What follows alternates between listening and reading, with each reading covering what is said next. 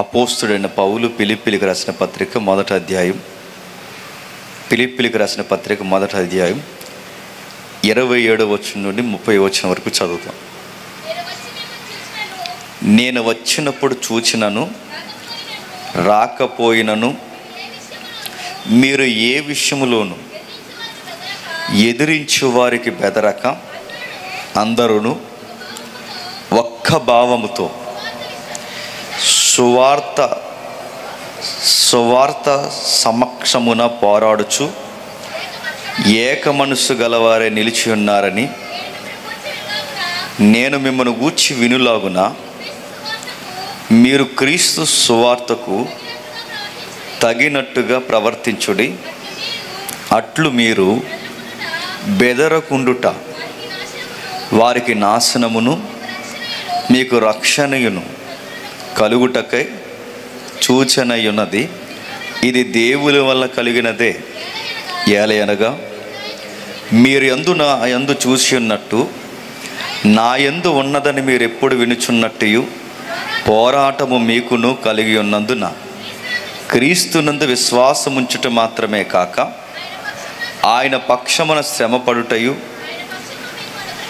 ఆయన పక్షమున మీకు అనుగ్రహింపబడి ఉన్నది. పాపం తెలుగు అక్షరాలు తెలుసు కనుక చదువుకున్నాం. చదివిన వాక్యాల్లో నిజాయితీగా ఒప్పుకుందాం. మనకేమైనా అర్థమైందా? మనకేం అర్థం అవ్వలేదు. కానీ మెయిన్ లైన్ చర్చెస్ ఏవైతే ఉన్నాయో, లూథరన్ చర్చెస్, బాప్టిస్ట్, ఎల్ఈఎఫ్, ఈ మెయిన్ లైన్ చర్చెస్ అంటారు వీటిని. ఈ సంఘాలలో వాక్యంతో పరిచయం ఎక్కువ జనాలకి. అందుకే చూడండి, వాక్య పఠనాలు చక్కగా చదువుతారు, పాటలు చక్కగా చదువుతారు.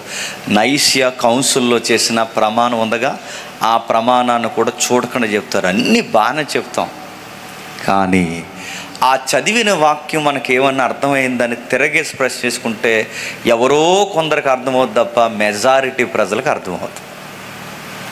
మరి ఎందుకు చదువుతారు వాక్యాన్ని? చదవకపోతే బాగోదని చదువుతారు. మరి ప్రమాణ స్వీకారాలు చేయకపోతే బాగోదని చేస్తారు. కొన్ని వాక్యాలు మనకు అలవాటైపోయాయి, కొన్ని వాక్యాలు మనకు తెలుసులే అనే ధీమా వ్యవహారం ఎక్కువైపోయింది. అందుకే వాక్యం చదువుతున్నప్పుడు ఏం చదువుతున్నామో తెలియాలి, ఎందుకు చదువుతున్నామో తెలియాలి, వాటి వెనకాల దేవుడు ఏం మాట్లాడుతున్నాడో మనకు తెలియాలి. వాక్యాన్ని చదువుకున్నంత మాత్రాన ఆశీర్వాదాలు వచ్చేవు. చాలామంది ఏమనుకుంటారంటే, ఇలా బైబిల్ ఓపెన్ చేసి వాక్యం చదివేస్తే ఇక దేవుడు నన్ను దీవించేసాడు అనుకుంటే, నేను అడుగుతున్నాను, ఇదేమైనా మంత్రాల పుస్తకమా? చదివేస్తే దీవులను ఎలా వస్తాయి? వాటిని అర్థం చేసుకొని దేవుడు ఏం చెబుతున్నాడో దాని ప్రకారం మనం జీవించడం మొదలు పెడితే అప్పుడు దేవుడు నిన్ను ఆశీర్వదిస్తాడు. క్యాలెండర్ల మీద వాక్యాలు చదివేసినంత మాత్రాన ఆశీర్వాదాలు ఎలా వచ్చేస్తాయి? వాగ్దానం కార్డు మీద ఒక కార్డు తీసుకున్నంత మాత్రాన మనకు ఆశీర్వాదం ఎలా వచ్చేస్తుంది? చదివిన వాక్యం అది క్యాలెండర్ల మీద చదివినా, అది వాగ్దాన కార్డు మీద చదివినా, ఆ వాక్యాల యొక్క భాగాలు ఎక్కడున్నాయో బైబిల్ తిరగేసి అధ్యాయం అంతా ఏం చెప్తుందో తెలుసుకుంటే కానీ నీకు దేవుని దీవెనలు దక్కవు. ఇది వాక్యాన్ని చదివే విధానం. చాలామంది దగ్గర బైబిల్ ఉంటుంది కానీ బైబిల్ చదవరు. ఒకప్పుడు బైబిల్ లేని కాలంలో బైబిల్ ఉంటే బాగుండని రాజులు సైతం ఎదురు చూసేవారు. ఇప్పుడు ఇంటికి 5 బైబిల్ ఉన్నా చదివేవారు ఒక్కరు కూడా లేరు.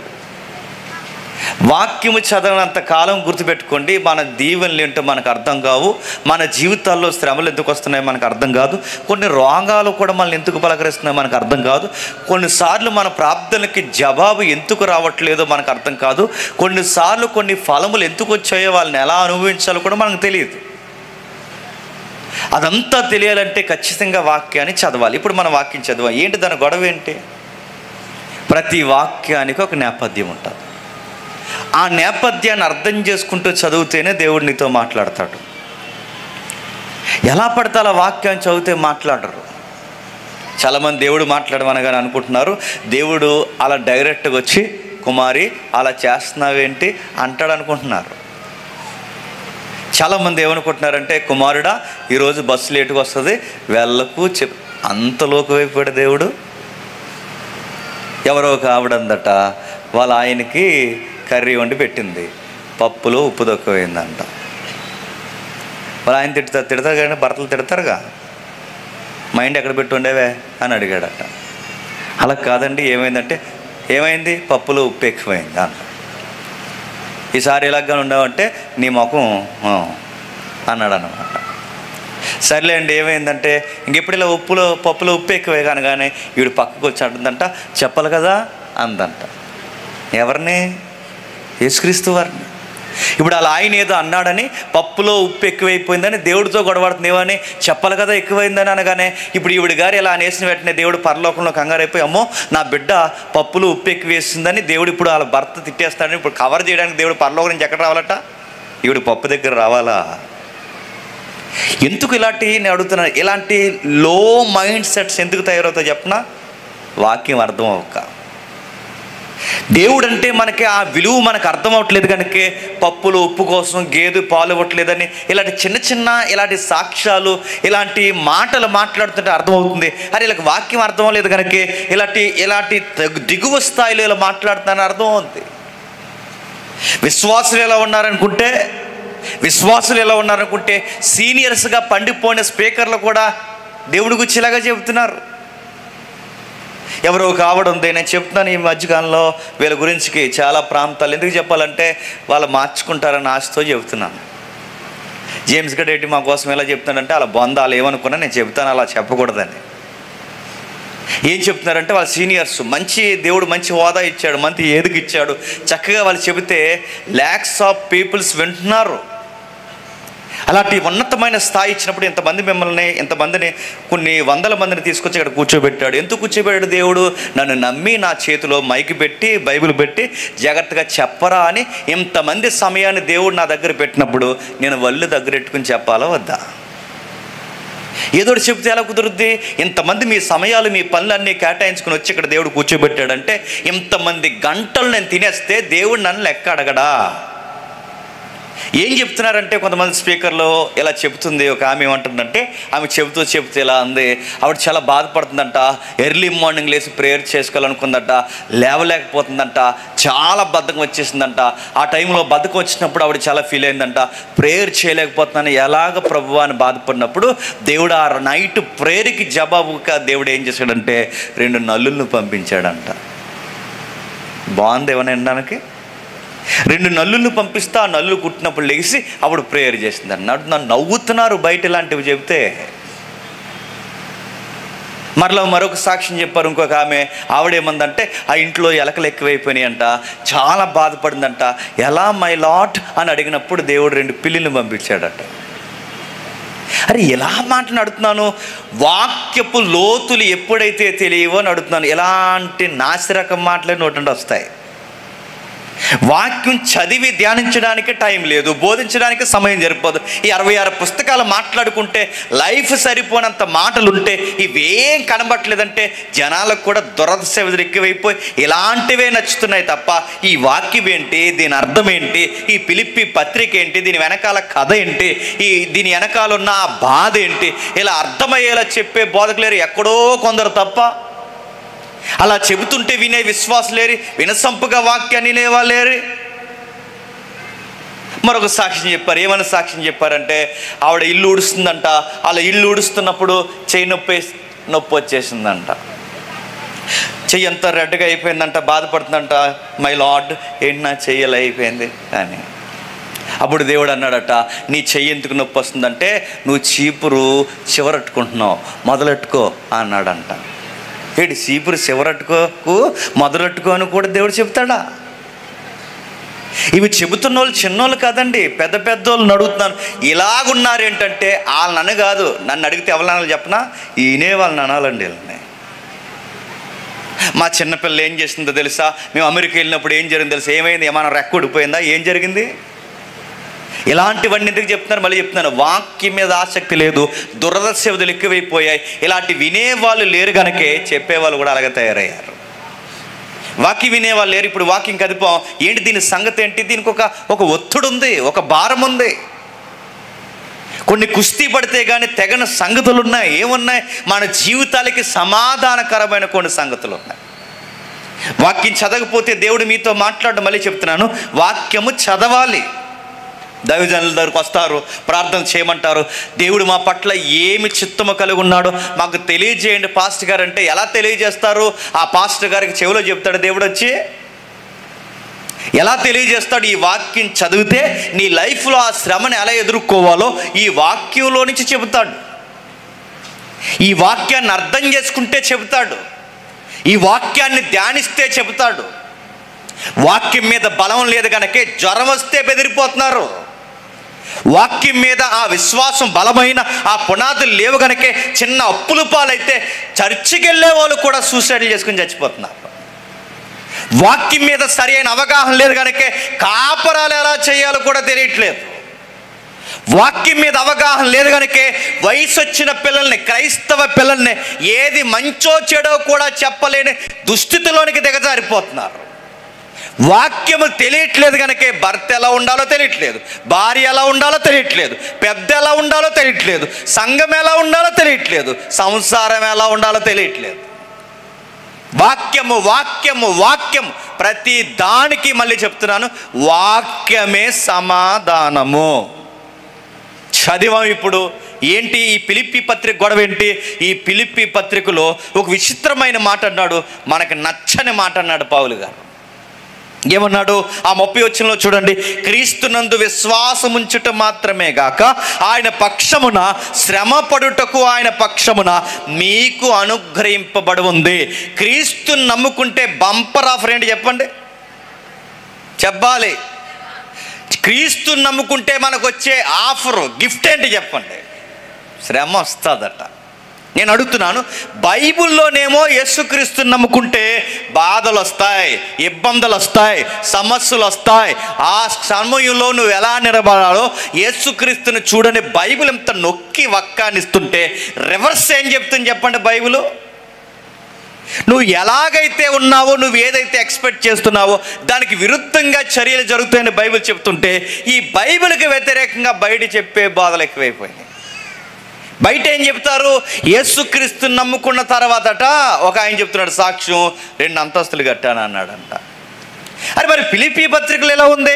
ఇక్కడ చదువుతుంటే పౌలు గారికి ఏమో ఆయన యందు విశ్వాసం ఉంచటం మాత్రమే గాక అసలు మన పిలుపు దేనికంటే శ్రమలు అనుభవించడానికే పిలువబడ్డామంట. ఒక పెద్ద ఆయన ఉన్నాడు, పేరు అడగండి, పెద్ద ఆయన. ఇంగ్లీష్లో ఎక్కువ చెప్తుంటాడు వాక్యం. ఆయన చెప్తా ఆయన ఏమన్నాడంటే, మై సన్, ఫైనాన్షియల్గా నువ్వు అభివృద్ధి పొందాలనుకుంటున్నావా? నజరుడైన యేసు నామమున నీకు అనుగ్రహిస్తున్నాను అన్నాడు. ఇతను మురిసిపోయాడు. ఇదిగో నువ్వు చూడు, నీకు ఇల్లు లేక బాధపడుతున్నావా? అవును ఫాదర్ అన్నాడు ఆయన. కంగారు పడుకు, నీకు ఎక్కడ నచ్చితే అక్కడ, ఇదిగో నజరుడైన యేసు నామమున నీకు ఆజ్ఞాపిస్తున్నాను, నువ్వు ఇలా రోడ్డు మీద వెళ్తున్నప్పుడు నీకు ఎక్కడైనా ఇల్లు నచ్చితే, అది 2 అంతస్తుల బిల్డింగ్ అయితే నచ్చితే ఎవ్వరు లేని టైంలో ఆ గేటు మీద చేసి ప్రార్థన చేయి, ఆ ఇల్లు నీదవునుగాక అన్నాడంట. ఇది సువార్తే. నడుతున్న ఆ ఈదులో ఇల్లు ఏదో నచ్చిందట, ఆ ఇల్లు నచ్చితేనట ఎవరో లేని టైంలో ఆ ఇంటి మీద చెయ్యేసి ప్రార్థన చేస్తే ఆ ఇల్లు ఎలా అయిపోవాలంట. మరి ఆ ఇంట్లో ఉన్న వాళ్ళు ఏమైపోవాలి? రోడ్డు మీద పడిపోవాలి. ఈ ఇల్లు అంటే అలాగ అయిపోవాలంటే నడుతున్నా. ఇది సువార్త. మీకు నచ్చకపోయినా ఒక పచ్చిగా ఒక మాట చెప్తున్నాను చూడండి. యేసుప్రభుని నమ్ముకుంటే ఇల్లు వస్తుంది, యేసుప్రభుని నమ్ముకుంటే వాకులు వస్తుంది, యేసుప్రభుని నమ్ముకుంటే పెళ్ళిగానులకు పెళ్ళి అవుతుంది, యేసుప్రభుని నమ్ముకుంటే పిల్లలు పుడతారంటే ఇవన్నీ సెకండరీ అండి. ఫస్ట్ ఏమొస్తుంది చెప్పనా? శ్రమ వస్తుంది. నీ ఇంటి వారు నీకు వ్యతిరేకం అయిపోతారు, నీ స్నేహితులు నీకు దూరం అయిపోతారు, నీ సంసారంలో రగడ స్టార్ట్ అవుద్ది. నువ్వు యేసు ప్రభులో భక్తిగా ఉన్నంత కాలం నీ జీవితంలో తెలియని పరిస్థితులకి రివర్స్ జరుగుతుంటే, ఎందుకు ఇలా జరుగుతున్నాయి ప్రభు అంటే ఆన్సర్ ఉంది బైబిల్లో, నువ్వు ఇంటికే పిలువబడ్డావు అన్నాడు. అదేంటి ప్రభు అంటే, నువ్వెవరు నమ్ముతున్నావు? యేసుక్రీస్తుని నమ్ముతున్నావు. యేసుక్రీస్తుని నమ్మినప్పుడు నువ్వు నమ్మిన దైవానికి ఇలలో ఎక్కడైనా సుఖం దొరికిందా? నువ్వు నమ్మిన దైవానికి ఇలలో మనశ్శాంతి లేనప్పుడు, నువ్వు నమ్మిన దేవుడికి ఇలలో సమాధానం లేనప్పుడు, నువ్వు నమ్మిన దేవుడికి ఇలలో తలవాల్చుటకు స్థలము దొరకలేనప్పుడు, నీ దైవమే ఇలలో అల్లాడిపోయినప్పుడు, అలాంటి దైవాన్ని నమ్ముతున్నప్పుడు ఆయన వెనకాల అడుగులు అడిగేసి వెళ్ళిన వారు కూడా ఏం కలుగుతాయి? శ్రమలే కలుగుతాయి. మీకు మింగుడు బండ మరొక మాట చెప్తున్నా, ఈ దేవుడు ఆపద మొక్కుడు దేవుడు కాదండి.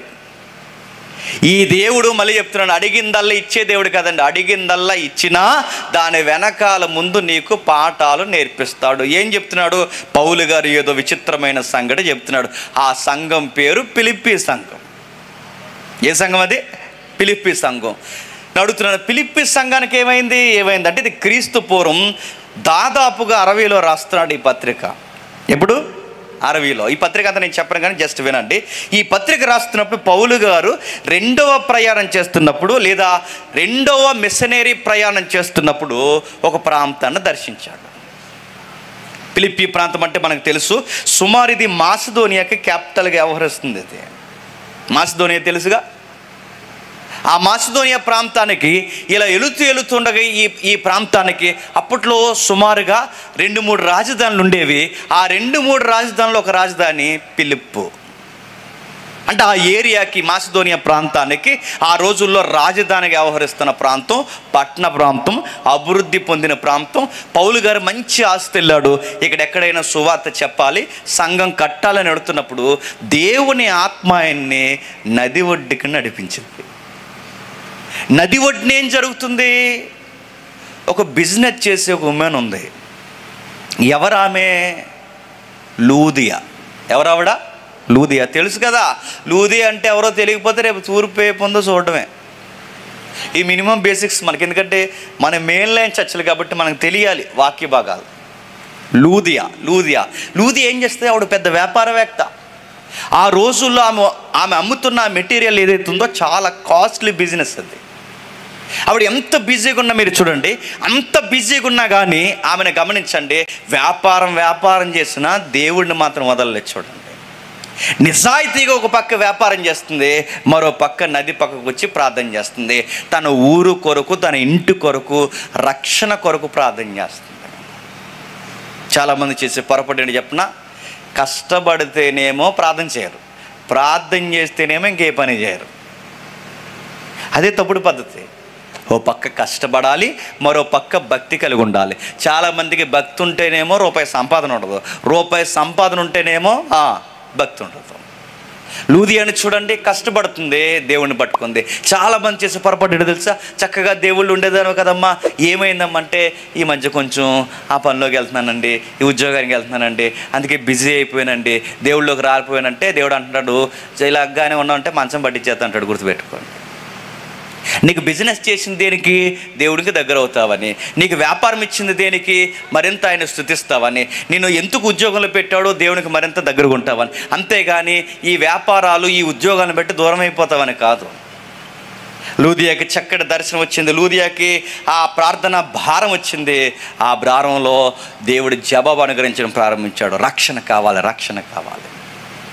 ఎంత బిజీగా ఉన్నా, ఎంత వ్యాపారం ఉన్నా, ఆ వ్యాపారాన్ని సాయంత్రానికల్లా ముగించుకొని నది ఒడ్డుకి ప్రేయర్కి వచ్చేస్తుందట. మనం ఎలా వస్తాం చెప్పి? చుట్టాలు వస్తే రామ్ ప్రార్థనకు మనం వస్తామా? రామ్. ఆదివారం నాడు బిజీ ప్రోగ్రామ్స్ ఏమన్నా రామ్. మనకి ఏమన్నా ఆ రోజు కలిసి వచ్చే వ్యాపారం ఎందుకు రాము. ఆమెను చూడండి, ఆవిడ వ్యాపారాల ముందు ఆవిడ సంపాదన, మన సంపాదన ఎందుకు పనికిరాదు. అంత సంపాదన ఉన్నా, అంత వ్యాపారం ఉన్నా, ఎంత బిజీ ఉన్నా ప్రేయర్ టైం కల్లా అన్నీ కట్ చేసుకుని వస్తుందట. ప్రార్థనకి అంత విలువిస్తుంది. నది ఒడ్డుకు పోయి ప్రార్థన చేస్తుంది. ఆ ప్రార్థన టైంలో వచ్చి ఆయన మాట్లాడాడు. ఆ 16 అధ్యాయంలో మనకు తెలుసు. వెళ్ళాడు, అపోస్తల కార్యాలు ఉంటుంది కదా ఈ నేపథ్యం అంతా. వచ్చాడు, ప్రార్థిస్తున్న ఆవిడతో మాట్లాడాడు, వ్యక్తిగతమైన సువార్త చెప్పాడు. తనకు అర్థమైంది, నాకు భారం ఉండిపోయింది, ఈ రక్షణ భాగ్యం నాకే కాదు మా ఇంటి వారికి కూడా కావాలి. నేను భక్తి పర్రాలని మీకు అనిపిస్తే మా ఇంటికి వచ్చి ఈరోజు రాత్రి భోజనం చేసి మాకు వాక్యం పంచుతారా అని అడిగింది. తన ఆశగల ప్రాణాన్ని దేవుడు తృప్తిపరిచాడు, తీసుకెళ్ళాడు, వాక్యం చెప్పాడు. అక్కడ ఆ రోజు మాసిదోనియా ఏరియాలో సువార్త అనే విత్తనం పడింది. ఆ ఇంటికి అందిన వాక్యం మరొక ఇంటికి అదిగింది, ఆ ఇంటికి అందిన వాక్యం మరో ప్రాంతానికి అంది. మొత్తం ఆ ఏరియాలో చాలా వరకు వాక్యం అందేసరికి ఒక సంఘం ఫామ్ అయింది. ఆ సంఘం ఫామ్ అయితే ఆ సంఘాన్ని అడ్రస్ పేరు పెట్టి పిలుస్తున్నారు. ఆ అడ్రస్ పేరే ఫిలిప్పీ సంఘం. ఏ సంఘం? ఫిలిప్పీ సంఘం. బాగానే నడుస్తుంది, అంతా బాగుంది అనుకున్నప్పుడు పౌలు గారు ఆ ఏరియాలో సంచరిస్తున్నాడు. అలా సంచరిస్తూ వెళుతుండగా సరిగ్గా ఒక బిజినెస్ జరుగుతుంది, మళ్ళీ రెండవ బిజినెస్. ఆ బిజినెస్ ఏంటంటే ఒక అమ్మాయిని అడ్డు పెట్టుకుని వ్యాపారం చేస్తున్నారు. అమ్మాయిని అడ్డు పెట్టుకుని వ్యాపారం చేయడం ఏంటి? అమ్మాయిని అడ్డు పెట్టుకుని వ్యాపారం చేయడం అంటే అక్కడ ఏం జరుగుతుంది? అమ్మాయిని అడ్డు పెట్టుకుని అంటే అమ్మాయికి ఒక దయ్యం పట్టింది. అమ్మాయికి ఎప్పుడైతే దయ్యం పెట్టిందో, ఆ అమ్మాయికి దయ్యం పెడితే ఆ అమ్మాయిని కూర్చోబెట్టి సోది చెప్పిస్తున్నారట. పబ్లిక్ అందరూ వస్తున్నారు, పబ్లిక్ అందరికీ సోది చెప్తుంది. ఏం చెప్తుంది? ఏదో చెప్తుంది. సోది అంటేనే సోది కదా. ఇదిగో మీ ఇంట్లో ఇలా ఉంది అనగానే ఈవిడ ఇలా ఊగి చెప్తుందేమో, అవును అలా ఉంది అని రకరకాల ఏదో చెప్తుంది. ఆ వయసులో ఉన్న అమ్మాయిని అడ్డు పెట్టుకుని కొంతమంది మోతుబడులు ఉంటారుగా, బిజినెస్ చేస్తున్నారు. పౌలు గారు తారసపడ్డాడు, జాలిపడ్డాడు, ఒక మాట అన్నాడు, ఈ వయసులో ఉన్న పిల్లని అడ్డు పెట్టుకుని దురాత్మ చేత నడిపిస్తున్నారని లోపల ఉన్న ఆత్మని పౌలు గద్దించాడు. పో, ఈ అమ్మాయిని వదిలి పో అని చెప్పాడు. ఎప్పుడైతే పౌలు గారు యేసునామను ఉపయోగించి ఆ దురాత్మను వదిలించేశాడో, ఆ దురాత్ముడు ఎప్పుడైతే వదిలి వెళ్ళిపోయాడో ఆ అమ్మాయి నార్మల్ స్టేజ్కి వచ్చింది. మానసిక రుగ్మత పోయింది, ఆ దురాత్మ వదిలిపోయింది. ఎప్పుడైతే వదిలిపోయిందో ఆ అమ్మాయి సోది చెప్పడం మానేసింది. ఈ అమ్మాయి ఎప్పుడైతే సోది చెప్పడం మానేసిందో వాళ్ళ బిజినెస్ పడిపోయింది. కోపం వచ్చేసింది వాళ్ళందరికీ. ఎవడరీ అమ్మాయికి దయ్యం వదిలిచ్చేసింది అనగానే, అదిగో ఆ పౌలు అంట అనగానే పట్టుకోండి అన్నారు. వెంటనే పట్టుకున్నారు, తీసుకొచ్చారు. మా బిజినెస్లో పాడు చేసేసాడు. ఇతగాడు వచ్చిన తర్వాత మా వ్యాపారం, మా బిజినెస్ పడిపోయింది. ఇతగాడు వచ్చిన తర్వాత అమ్మాయి నార్మల్గా చేస్తారు. వాళ్ళు ఎంత దొంగలో చూడండి. అమ్మాయి బాగుపడిందన్నదా ఆనందం కన్నా వాళ్ళ బిజినెస్ పోయిందన్న బాధ ఎక్కువైపోయింది చూడండి వాళ్ళకి. అంటే దయ్యాలను అడ్డు పెట్టుకుని కూడా వ్యాపారాలు చేసిస్తారంటే ఆ రోజే చేస్తున్నారు, దయ్యాల పేరు చెప్పుకుని ఈ రోజే చేస్తున్నారు. ఈరోజు ఎలా చేస్తున్నారండి అంటే బయట చేస్తున్నారు, మన వాళ్ళు చేస్తున్నారు. బయట వాళ్ళకి కొన్ని ఉంటాయి, మన ఏరియాలో గద్ది అంటారు. అక్కడ కూడా ఏమొస్తాయంటే ఆత్మలు వస్తాయట. ఆవిడకి చెప్తుందట, ఏమని చెప్పిందట, వచ్చి ఆత్మ వచ్చి ఏం చెప్పింది, ఏమని చెప్పిందంటే నాకు బోటి గోంగూర కావాలని చెప్పిందంట. నీకు కావాలని చెప్పు, దైవంకి ఎందుకు? నాకు బోటి గోంగూర కావాలని చెప్పిందంట. నడుతున్నాను, ఇనే వాళ్ళకి తెర ఉండదండి. నిజంగా నడుతున్నాను, నిజంగా దైవం వచ్చారంట ఆ గోంగూర దగ్గరికి. బయట వాళ్ళు అలాగ అడుగుతున్నారు. మన వాళ్ళు ఏం చేస్తున్నారు? ఇలా వాక్యాలు చెప్పండి అయ్యా అంటే వాక్యాలు చెప్పకుండా కుమారి రమ్ము అన్నాడట. కుమారి వచ్చింది, అడిగాడు. ఆ వాలంటీర్లు పట్టుకుంటారు కానీ అటు ఇటు పట్టుకున్నారు. ఇలాంటి పెద్ద పెద్ద వేదికల మీద పట్టుకున్న వెంటనే ఇలా ఊగుతుంటుంది, ఇలా ఊగుతుంటుంది. ఊగుతున్నప్పుడు అడిగాడట, ఎక్కడి నుండి వచ్చావు అని అడిగాడట. ఆవిడ అంటుంది, అక్కడి నుంచి వచ్చాను అంది. అది ఎలా వచ్చావు అన్నాడు. అలా వచ్చాను అంది. పో అన్నాడు. పోను అంది. ఏ పో అన్నాడు. చాలా చూసాను ఇలాంటి అంది. చూసారా వీడియోలో? పో అన్నాడు. నడుతున్నాను, కేవలం ఇలాంటి నడుతున్నాను. ఇలాంటి ప్రోగ్రాములు చూడడానికి వేల మంది వెళ్ళి కూర్చుంటున్నారంటే వీళ్ళని ఏమనాలండి? దయ్యాలు సువార్త ఏంటంటే నడుతున్నాను. దయ్యాలు పేరెట్టి సువార్తలు ఏంటి, వాటి మీద ప్రసంగాలంటే బుర్ర ఉందా అని అడుగుతున్నాను నేను. వచ్చిందట, వస్తే ఆవిడ అడుగుతున్నాడు, పో పో పో అన్నాడట. ఆవిడ అందే, పోను అందే. ఏం పేరు నీ పేరు అనగానే ఆవిడ అందే, దుర్గమ్మ అంతే. అంతే, రగడ ఎంత అయిపోయిందండి. దుర్గమ్మ అనొచ్చా అంటే అవసరం నుంచి వాళ్ళు లేచిపోయిదో మా దేవుడి పేరు చెప్తుంది ఏంటి దయ్యం అని చెప్పి వాళ్ళు కూడా వాళ్ళది, వీళ్ళు కూడా వీళ్ళతో నడుతున్నాను. ఏం మాట్లాడుతున్నారు, ఏం నడుతున్నారు, ఒక పద్ధతి లేదు. మరొక ఆయన ఉన్నాను. నేను ఇవన్నీ ఎందుకు చెప్తున్నానంటే కాస్త పబ్లిక్కి మీకు అవేర్నెస్ రావాలని నేను చెప్తున్నాను, తప్పుగా అనుకోకండి. మరొక ఆయన పిలిచాడు, దయ్యాలతో వ్యాపారాలు అంటే ఈరోజు చేస్తున్నారు. ఒక ఆయన పిలిచాడు, తినంగా మాట్లాడ్డా ఆయన. అలాగే ఇక్కడ ఆవిడని తీసుకొచ్చారు, రుగ్మతలు ఉన్న ఆవిడని ఇక్కడ తీసుకొస్తే ఇలా తిరిగి ఆవిడతో మాట్లాడుతున్నాడు. ఇలాగా ఎక్కడి నుంచి వచ్చామని కానీ ఇలా తిరిగితే ఆవిడ ఏదో ఊగుతుంది. పో అన్నాడు, పోనందే. పో అనగానే ఎలా వదిలించాడు చెప్పనా? మళ్ళీ ఇలా డైరెక్ట్గా ఎలాగ కాదు, మళ్ళీ రివర్స్ ఎలాగా పో అన్నాడంట. వెంటనే పడిపోయింది. దయ్యాలతో వ్యాపారాలు రయ్యా, దయ్యాల పేరు మీద వ్యాపారం. ఆ రోజు నిజమైన దయ్యాలతో వ్యాపారాలు చేస్తేనే సత్య సువార్తకులు ఏం చేస్తారు? వెళ్ళగొట్టారు. ఈరోజు దయ్యం లేదు, భూతం లేదు, పాడు లేదు. ఈ నటనంతా నేర్చి నడుతాను. ఈ వాలంటీర్ల బ్యాచ్ అంతా ఎక్కడోళ్ళు? నిజంగా దయ్యం పెడితే అలాంటి యాక్టింగ్లు చేయదు. నిజంగా దయ్యం పెడితే ఎలాంటి డైలాగులు చెప్పదు. నిజంగా దయ్యం పెడితే ఎలా ఉండదు అది. నిజంగా దయ్యం పెట్టిన ఆ యొక్క సన్నివేశాలు, నిజంగా దయ్యం పెట్టిన ఆ యొక్క పరిస్థితులు బైబిల్లో రికార్డ్ చేయబడ్డాయి. దయ్యపు లక్షణాలు ఎలా ఉంటాయో కనబడుతున్నాయి. మీరు చేసేదండి. ఆ రోజు ఇలాంటి బిజినెస్ చేస్తే పౌలు గారు తిట్టాడు, ఇలాంటి వ్యాపారం చేయొద్దన్నాడు. ఆ అమ్మాయిని విడిపించాడు. ఆ అమ్మాయికి పట్టిన ఆ బలవంతపు ఆత్మను విడుదల చేశాడు. ఎప్పుడైతే ఇలాంటి విడుదల జరిగిందో పౌలు గారి మీద కోపం వచ్చింది. ఆ కోపం వచ్చిన వెంటనే ఆ ఫిలిప్పీలో ఉన్న ఈ మోతుబరులు అందరూ ఏం చేశారు తెలుసా? గవర్నమెంట్తో పర్మిషన్ తీసుకుని అరెస్ట్ చేసి జైలు పెట్టేశారు. ఎక్కడ పెట్టారు? జైల్లో. ఏం చేశాడని? మనుషుల్ని బాగు చేస్తున్నాడని. ఏం చేశాడని? వయసులో ఉన్న అమ్మాయికి రుగ్మతలు పడితే ఆ రుగ్మతలు వదిలించాడని. ఏం చేశాడని? మనిషిని మనిషిగా చూడండిరా, దయ్యాలుగా వ్యాపారాలు చేయకండి అని చెప్పాడని. మొత్తం మీద గవర్నమెంట్తో టైఅప్ అయిపోయారు, తీసుకెళ్లారు. ఆ గవర్నమెంట్తో వాళ్ళు కలిసి పౌలు గారిని బలవంతంగా చెరసాల్లో వేసి వాళ్ళ కాళ్ళకి బండేసి పౌలు శీలను తీసుకెళ్ళి అరెస్ట్ చేసి లోపల పడేస్తే పౌలు గారు ఎక్కడున్న ప్రేయర్ మానడు. రాత్రంతా ఏం చేశారంటే పాటలు పాడారట. రాత్రంతా ఏం చేశారు? స్తుతి గీతలు ఎత్తుకున్నాడట. ఎప్పుడైతే రాత్రంతా పాటలు పాడుతున్నారో ఈ ప్రార్థనలో పాటలు తోటి ఖైదీలు వింటున్నారంట. నమ్మట్లా అర్థమవుతున్నాయా? తోటి ఖైదీలు వింటున్నారట. అంటే ఇదంతా, దీని వెనకాల ఈ చరిత్ర అంతా దేనికి లింక్ అంటే ఈ ఫిలిప్పీ పత్రిక రాయడానికి వెనక జరిగిన చరిత్ర ఇది. అంటే ఈ జరుగుతున్న ఈ ఫిలిప్పీ పత్రిక చదువుతున్న ఈ వాక్యానికి ఇప్పటి వరకు మనం మాట్లాడుకున్న అపోస్తుల కార్యం 16వ అధ్యాయానికి ఈ రెండిటికి లింక్ ఉంది. ఈ రెండు కలిపి చదివితేనే ఈ వచనాల యొక్క బరువేంటో మనకు అర్థమవుద్ది. దీన్ని బైబిల్ చదివే విధానం అంటారు. ఎప్పుడైతే ఆయన జైల్లో పడేసారి తీసుకెళ్ళి ఆ జైల్లో పడేస్తే ఆయన ఖాళీగా ఉండే రకం కాదు. మనల్నే కనుక జైల్లో పెడేస్తే మనం ఏం చేస్తాం తెలుసా? ఇంత సేవ చేస్తే నన్ను ఎలా చేసావా అంటాం మనం. ఇలా జరిగింది ఏంటి ప్రభా, అలా జరిగింది ఏంటి ప్రభా. చివరికి మనం ఎలా ఉంటామో తెలుసా? బతుకుంటే ఏదో ఆకు తిందామంటాం. ఆకు సువార్త చేస్తే ఇలా లోపలే వేస్తారు. ఇంకెప్పుడు చేయను ప్రభు, నన్ను వదిలేయండి. రాజుని బతిమలాడుకుని బయటకు వచ్చేస్తామా రామా?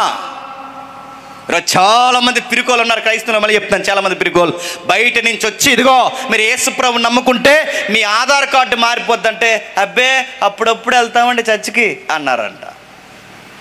అడుగుతున్నా, ఆధార్ కార్డు వెళ్ళిపోతారా? రేపు మాపు ఏదో గవర్నమెంట్ ఏదో వార్తలు పెట్టినాయి, నిజమో పుకార్లో తర్వాత విషయం. ఏమంటున్నారు? క్రైస్తవులకి సెకండ్ సిటిజన్షిప్ ఇవ్వాలంటే రెండవ పౌరసత్వాన్ని ఇవ్వాలి, క్రైస్తవులకి కేటగిరీ తగ్గించేయాలని ఇలాంటి పుకార్లు ఏవి వినబడతాయి. ఒకవేళ అవి నిజంగా జరిగితే ఎంతమంది క్రైస్తవులు నిలబడతారు చెప్పండి? జరగవు. ఒకవేళ జరిగితే ఆధార్ కార్డు దగ్గర భయం, లోపలికి ఎక్కడికి వెళ్ళాలంటే భయం, పైనుంచి కిందకు చూస్తే భయం, మీరు క్రైస్తవుల్లోగంది ఏంటి అని అడిగితే భయం. దరిద్రం ఏంటో చెప్పనా? ఈ మధ్యకాలంలో ప్రతి ఒక్కరికి ఒక ఫ్యాషన్ అయిపోయింది, మేము కన్వర్టెడ్ క్రిస్టియన్స్ అని చెప్తున్నారు. కన్వర్ట్ అయ్యావని ఎందుకు చెప్తున్నావు? కన్వర్ట్ అయ్యానని చెప్పకపోతే లో క్యాస్ట్ అనుకుంటారని. ఈ కులగజ్జి మన మధ్య కూడా ఏడిసింది. గుర్తుపెట్టుకోండి, చెప్పుకోవడానికి సిగ్గుపడుతున్నారు, భయపడుతున్నారు. చాలామంది గవర్నమెంట్ ఆఫీసుల్లో పనిచేసే అనేక మంది క్రైస్తవులు మీరు చూడండి, వాళ్ళ క్రైస్తవులు అని చెప్పుకోరు. వాళ్ళ పండగలకి ఇలా పోయి దండాలు ఎడతారు, వాళ్ళు పెట్టింది ఇలా తింటుంటారు. ఎందుకు అలా చేస్తున్నారంటే మరి గవర్నమెంట్ సెక్టార్లో ఉన్నాగా మేము అలా చేయకపోతే మా ఉద్యోగం అవుతే ఏంటి అని అడుగుతున్నాను. అవుతే ఏంటి?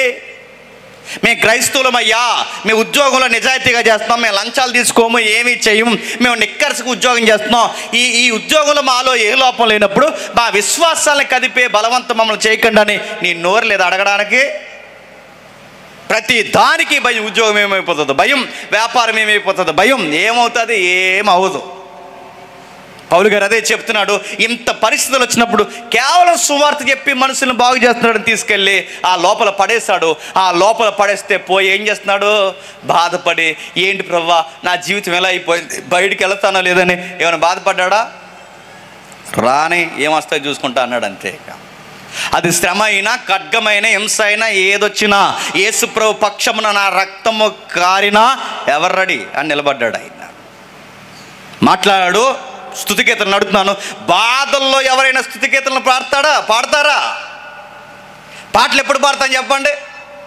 మంచి జోసుకున్నప్పుడు పాడతాం. మొత్తం శ్రమ అయిపోయి, వ్యాపారాలు పోయి, జీవితాలు నష్టపోయి, ఏదో ఒక రోగం వచ్చింది అనుకోండి, రండి వర్షిప్ చేద్దరు అంటే ఎంతమంది వస్తారు చెప్పండి? అబ్బాయి ఇప్పుడు రాలేనండి, మనసు బాగాలేదండి. మనసు బాగాలేనప్పుడే చెయ్యాలమ్మా. మళ్ళీ చెప్తున్నాను, మనసు బాగాలేనప్పుడే చెయ్యాలి.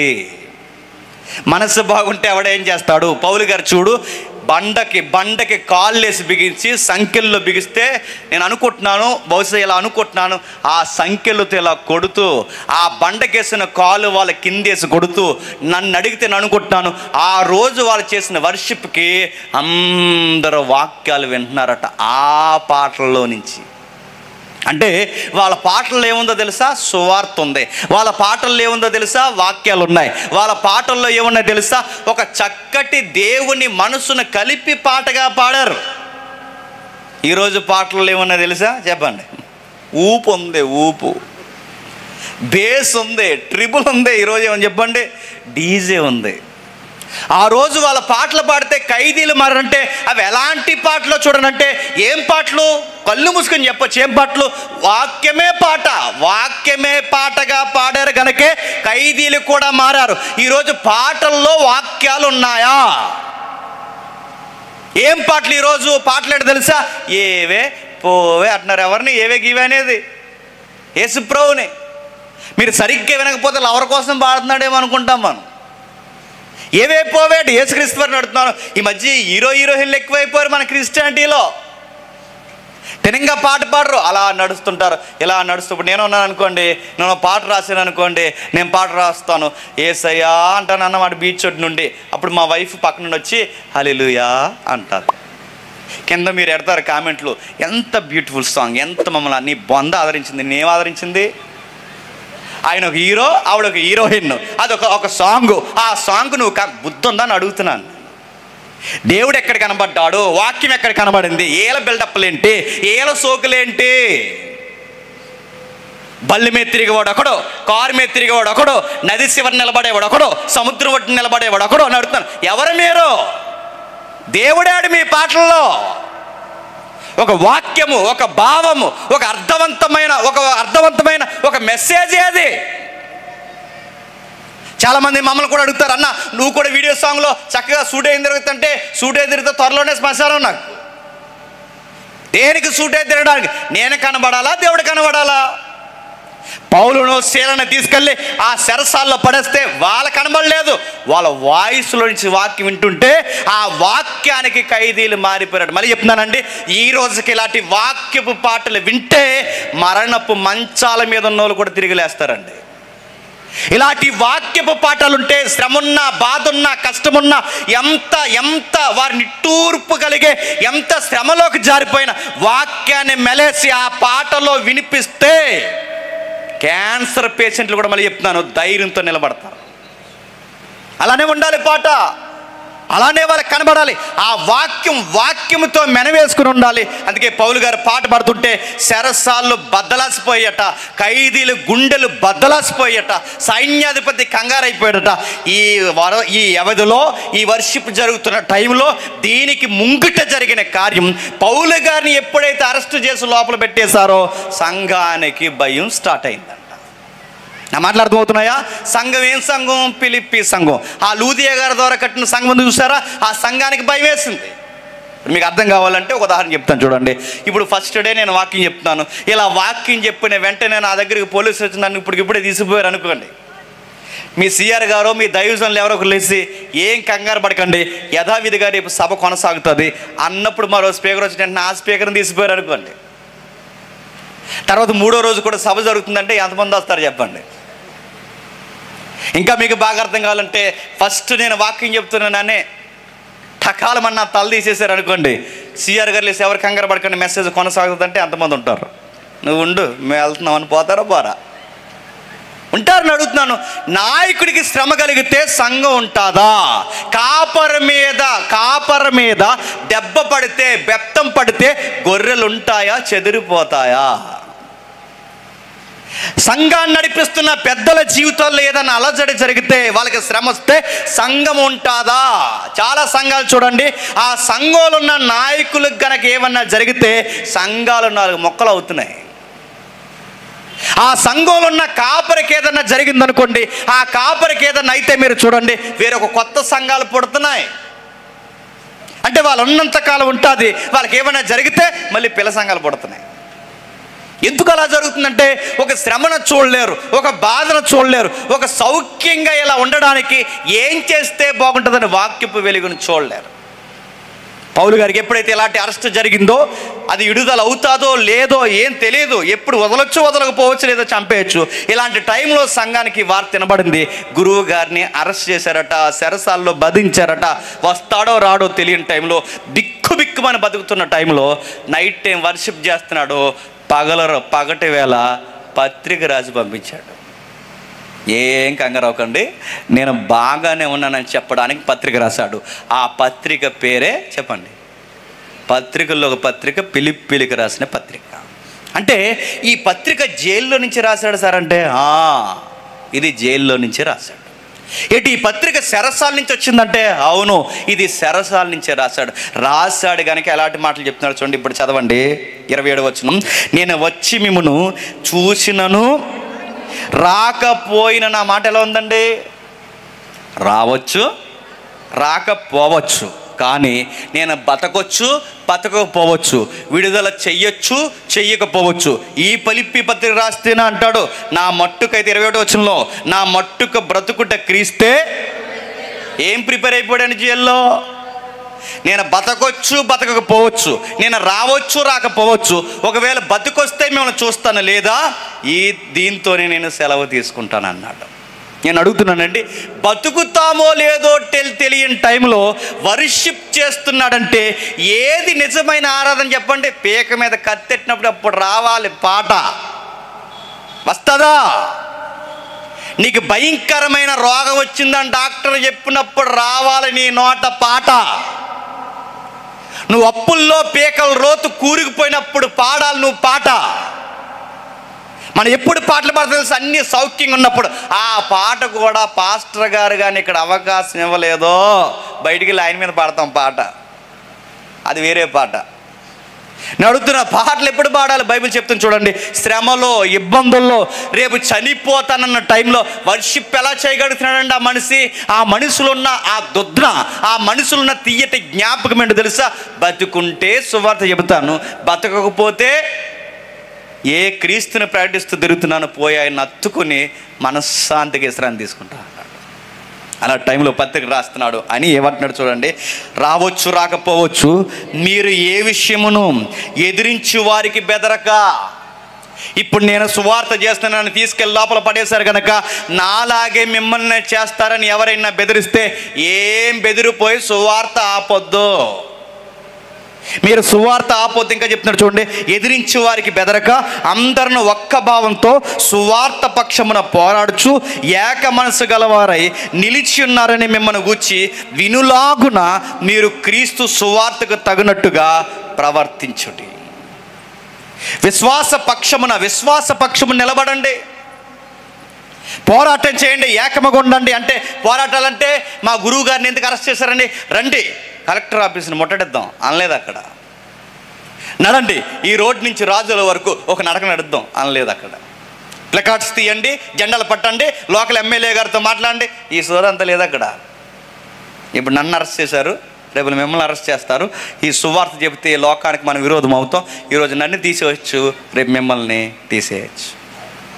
ఈ మాట అంటున్నాను, ఏమనుకోకండి.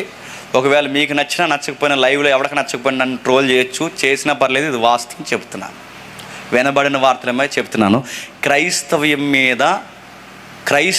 మీద మత ఉన్మాద మూకలు ప్రభుత్వాలు సపోర్ట్ తీసుకుని ఎట్లాగైనా తీసేయాలని కొన్ని ప్రత్యేక మీటింగ్లు పెడుతున్నారని మనకు వీడియోలు వస్తున్నాయి, మీరు చూస్తున్నారో లేదో. మణిపూర్లో అంత వధ జరిగినా ప్రభుత్వాలు నోరిప్పి మాట్లాడలేదంటే క్రైస్తవ్యం మీద ఎంత పక్షపాతం ఉందో మీకు అర్థం అవ్వాలి. నేడో రేపో ఏదో వీడియో వచ్చింది, ఆ ఛత్తీస్గఢ్లో కూడా ఇలాగే చేయాలంటున్నారు. మొన్న మణిపూర్ అన్నారు, ఇప్పుడు ఛత్తీస్గఢ్ అంటున్నారు. ఛత్తీస్గఢ్ పక్కనే మన తెలంగాణ ఉంది, ఆ తర్వాత తెలంగాణ అంటారు, తర్వాత ఏపీ అంటారు. అంటే నడుతున్నాను, ఇలాంటి పరిస్థితులు దాపరించకూడదు. ఒకవేళ దాపరిస్తే ఆ టైంలో నీ స్టాండింగ్ ఏంటి? పౌలు గారు అంటున్నారు, సీరియస్గా అంటున్నాడు, ఇదిగో యేసు ప్రభు పక్షమున పిలిచినప్పుడు, క్రీస్తు పక్షమని పిలబడినప్పుడు భయపడకండి, ఏక మనసు గలవారి నిలిచుండండి. ఎందుకంటే ఈ సంఘం ఆ సంఘం అని కొట్టుకునే జాలేక సువార్త పక్షమున నిలబడి ఉండండి. మీరు వేరు మేము వేరు అని చెప్పే మాటలు మానేయండి. సువార్త పక్షం నిలబండి, సువార్తకి తగినట్టుగా ప్రవర్తించండి. మీరు బెదిరించుట వారికి నాశనము, రక్షణ మీకు కలుగును చూసిన ఉన్నది ఇది దేవుడి వలన కలిగినదే. అనగా మీరు నా యందు చూసినట్టు నా యందున్నదని మీరు ఇప్పుడు వినుచున్నట్టు పోరాటము మీకును కలిగినందున. ఈ పోరాటాలు నాకే కాదు, చెప్పండి, మీకు కూడా కలుగుతాయి. మీ కుటుంబంలో పోరాటం కలుగుతుంది, మీ సంసారంలో పోరాటం కలుగుతుంది, మీ ఉద్యోగాల్లో పోరాటం కలుగుతుంది. యేసుక్రీస్తు నమ్ముకుంటే పోల మార్గం అన్నది పక్కన పెట్టండి. యేసుక్రీస్తు వారిని నమ్ముకుంటే ముళ్ళ మార్గంలో అడిగేసానన్న సంగతి మాత్రం మర్చిపోకండి. మీరు అనుకోవచ్చు, ఇదేంటండి ఎలా చెప్తున్నారు వర్తమానం అని. ఇది సరిగ్గా నీకు అర్థమైతే ముళ్ళు మీద కూడా నవ్వుతూ నడుస్తావు నీకు యేసుప్రభు అర్థమైతే. యేసుప్రభు నీకు అర్థమైతే హాస్పిటల్ మంచం మీద కూడా మళ్ళీ చెప్తున్నాను, ఐసీయూ రూమ్లోకి నేను తీసుకెళ్ళినా ఎక్కడో తెలియని ధైర్యం ఉంటుంది ఈ విశ్వాసం నీకు అర్థమైతే. ఈ మాట నేను అనకూడదు, ఏమనుకోకండి. కళ్ళ ముందు నీ ప్రియులు చనిపోయినా ఆ చనిపోయిన వారి విషయంలో నువ్వు బాధపడుతున్న ఎక్కడో ధైర్యం ఉంటుంది, దేవుడు నాకున్నాడన్న ధైర్యం ఉంటుంది. ఛత్తీస్గఢ్లో సువార్త చేస్తున్న ఒక యవనస్తుని చంపేశారని మీరు చూసారు లేదు? సువార్త చేస్తున్న ఒక యవనస్తుని చంపేస్తే ఆ సువార్తని విన్న 4-5 కూడా వచ్చారు. ఆ తల్లి అక్కడకు తీసుకొచ్చారు. ఆ చనిపోయిన ఆ తల్లి యొక్క కొడుకుని అక్కడ తీసుకుని వచ్చారు. క్షమించండి, ఆ చనిపోయిన కొడుకు యొక్క తల్లిని అక్కడ తీసుకుని వచ్చారు. అక్కడ నిలబెట్టారు. అందరూ అనుకున్నారు చాలా ఏడుస్తుంది, అనవసరంగా సువార్తకు వచ్చిన తర్వాత మా కొడుకు చనిపోయాడని ఏడుస్తుంది అని అనుకున్నారు అందరూ. నీలాటోళ్ళు అందరూ వచ్చి, అమ్మ బాధపడకమ్మా, నీ కొడుకు మా దగ్గర సువార్తకు వచ్చినందుకు చనిపోయాడమ్మా, బాధపడకమ్మా అంటే అప్పుడు ఆ తల్లంది, ఎందుకు బాధపడాలి అని అడిగింది. ఏ సువార్త చెబుతారని ఇక్కడికి వచ్చాడో ఆ సువార్త కొరకు నా కొడుకు చనిపోయినప్పుడు నేను ఎందుకు భయపడాలి? నేను దేవుడిని నిజాయితీగా నమ్ముతున్నాను కనుక నా కొడుకు శవం ముందు నిలబడి మీ అందరికీ చెప్తున్నాను, నా కొడుకు చనిపోయినందుకు నాకు బాధ ఏమీ లేదు. ఎందుకంటే ఇప్పుడు నా కొడుకు ప్రభు సన్నిధిలో ఉన్నాడు, అందుకు నేను సంతోషిస్తున్నాను అంతే. అలాంటి ధైర్యం ఎలా వస్తుంది? ఎవరికి పడితే వాళ్ళకి రాదండి. ఆదివారం భక్తులకు రాదు, అవసరాల కొరకు వచ్చే వాళ్ళకి రాదు, ఇల్లు ఇస్తావా వాకిలు ఇస్తావా మా గేదెకు పాలు ఇస్తావని వీళ్ళకి రాదు. ఈ భక్తి ఎవరికి వస్తుంది? వారానికి వచ్చి ఏమి ఇస్తామని గొంతమ్మ కోరికలు కోరే వాళ్ళకి రాదు. దేవా నీ మనసులో ఏం చిత్తం ఉందయ్యా అని నిట్టూర్పుతో అడిగే భక్తులు ఉంటారు చూసారా, వాళ్ళకి వస్తుందండి ధైర్యం. ఇది ఏమిస్తావని బిజినెస్ మాట్లాడే భక్తులకు రాదు. మా కొరకు ప్రాణం ఇచ్చావు, రక్తం గార్చావు, నీ కొరకు మేము ఏం చేయాలని అడిగే వాళ్ళకి వస్తుంది. అందుకే ఇలాంటి భక్తి వాళ్ళకి నేర్పిస్తున్నాడు. ఇప్పుడు పోరాటం నాకు కలుగుతున్నది, రేపొద్దున్న మీకు కలుగుతుంది. మింగుడు పండు మాట అన్నాడు, క్రీస్తునందు విశ్వాసం ఉంచుట మాత్రమే గాక ఆయన పక్షమున శ్రమపడుటయు ఆయన పక్షమున మీకు అనుగ్రహింపబడి ఉన్నది. అంటే యేసు ప్రభువుని నమ్ముకున్నందుకు మనకు వచ్చే బంపర్ ఆఫర్ ఏంటట? శ్రమలు వస్తాయట. డౌట్ అడుగుతున్నాను, చెప్పండి, ఎంతకాలం వస్తాయంట శ్రమలు? నమ్ముకున్నంతకాలం వస్తాయట. మళ్ళీ ప్రశ్న అడుగుతున్నాను, ఎప్పుడు పోతాయి శ్రమలు? మనం పోతాయి అంతే. అదేంటి అప్పటి వరకు పోవంటే? మీకు నచ్చకపోయినా అది వాస్తవం. శ్రమలు ఎప్పుడు పోతాయంటే మనం పోయినప్పుడే పోతాయి.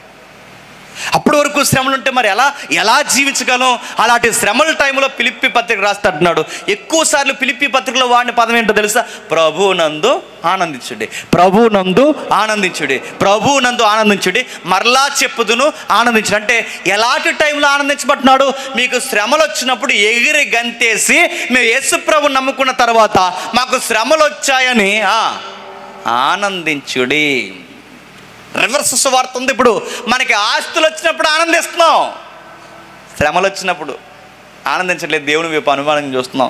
మర్చిపోయావు కదా మమ్మల్ని, ఇదులందరూ బాగానే ఉన్నారు, మమ్మల్ని మర్చిపోయావు కదా ప్రభువా, 3 రోజులు ఉపవాసం ఉన్నాను నన్ను మర్చిపోయావు కదా ప్రభువా, ఇలాంటి మీటింగ్స్ అందరికంటే డబ్బులు నేనే ఎక్కువ ఇచ్చాను మర్చిపోయావు కదా ప్రభువా, ఎన్ని చేశాను ప్రభువా, నీ యొక్క చర్చిని నేను కడిగేదాన్ని ప్రభువా, నీ యొక్క కార్యక్రమం జరిగితే ముందు బరకాలు నేనే పడతట్టేవాడిని ప్రభువా, ఇన్ని చేసినట్టు మర్చిపోయి. నేను ఎన్ని లాజిక్లు అడుగుతామో.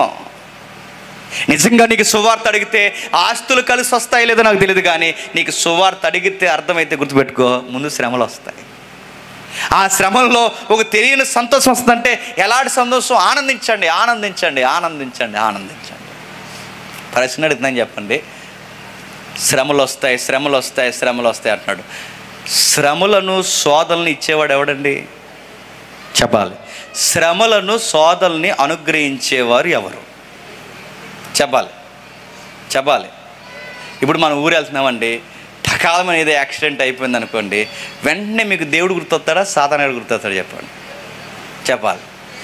నష్టం జరిగింది అనుకోండి, ఎవరు గుర్తొస్తారు చెప్పండి? సాతానుగాడు గుర్తొచ్చేస్తాడు. ఇప్పుడు మీటింగ్ ఎలా జరుగుతుందని వర్షం పడిపోయింది అనుకోండి, వెంటనే ఏమంటాం చెప్పనా? సాతానుగాడు పని ఎదవా అంటాం మనం. ఏదైనా జరిగింది అనుకోండి సాతానుగాడు, ఏదైనా జరిగింది అనుకోండి, అన్నిటికీ ఎవరు గుర్తొచ్చేస్తాడు చెప్పనా?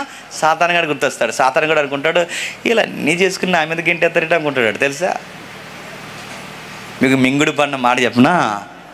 శ్రమలు సాతాను వలన రావు, ఆడికి అంత సీన్ లేదు. పర్మిషన్ దేవుడిస్తే కానీ వాడు ఏమీ చెయ్యలేడు.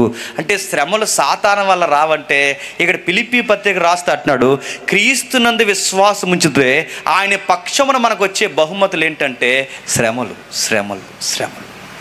క్రీస్తునందు విశ్వాసం ఉంచితే ఆయన పక్షమున మనం నిలబడితే మనకు శ్రమలు వస్తాయంటే, శ్రమలు క్రీస్తు అంటే దేవుడే అనుగ్రహిస్తాడంటే దేవుడే అనుగ్రహిస్తాడు. ఎక్కడుంది? యెషయా గ్రంథం చూడండి ఒకసారి. యెషయా గ్రంథం 45వ అధ్యాయం, యెషయా గ్రంథం 45వ అధ్యాయం 7వ వచనం. త్వరగా యెషయా గ్రంథం 45వ అధ్యాయం 7వ వచనం. నేను వెలుగును సృజించువాడును, అంధకారమును కలగ చేయువాడును, సమాధానకర్తను, కీడును కలగ చేయువాడును నేనే. ఏంటట?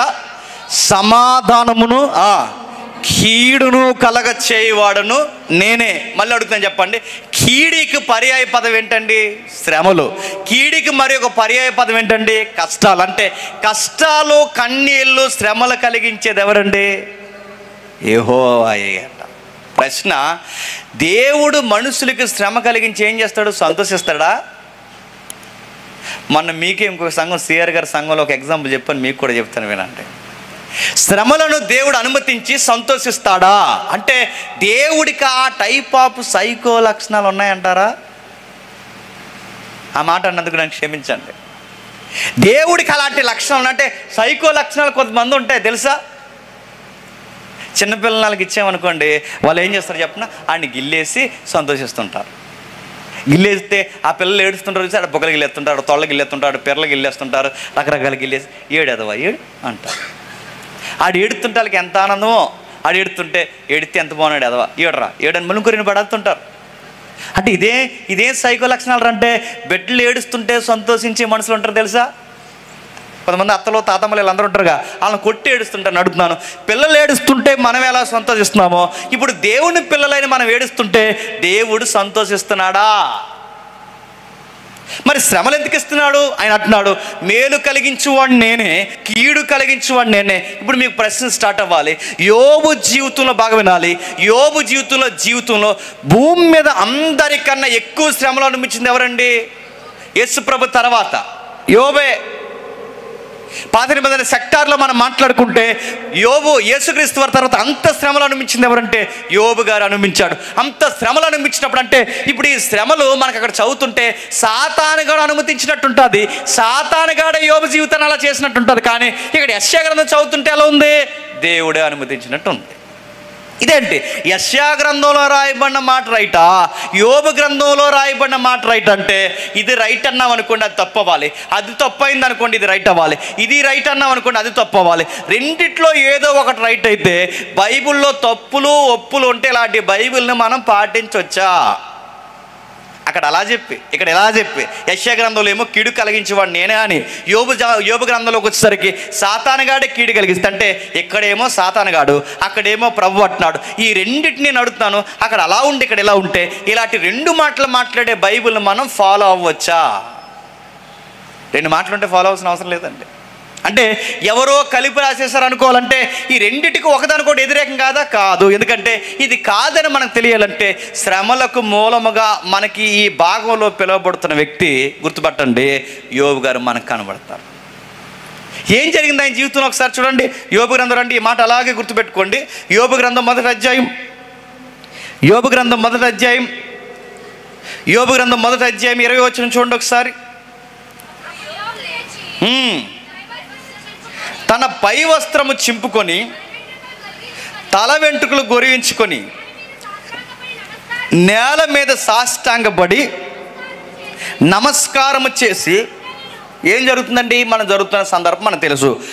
పరలోకంలో లేదా పరలోకపు సన్నిధికి దక్షిణ దిక్కున ఎప్పుడు మీటింగ్లు జరుగుతుంటాయంట. బైబిల్ చెప్పింది. ఏం మీటింగ్లు అంటే, ప్రభుత్వము ప్రతిపక్షం ఎలాగైతే మీటింగ్లు పెట్టుకుని వాదోపవాదాలు లోక్సభలో పార్లమెంట్లో ఎలాగైతే వాదోపవాదాలు జరుగుతుంటాయో, అలాగే మన లోకల్ సభలో సెంట్రల్ సభలో ఎలాగైతే వాదోపవాదాలు జరుగుతాయో పరలోకపు మీటింగ్లు కూడా అలాగే జరుగుతాయి. అంటే ప్రతిపక్షం ఉంటుంది, దేవుని ప్రభుత్వం ఉంటుంది, రెండిటికి వాదోపవాదాలు జరుగుతాయి.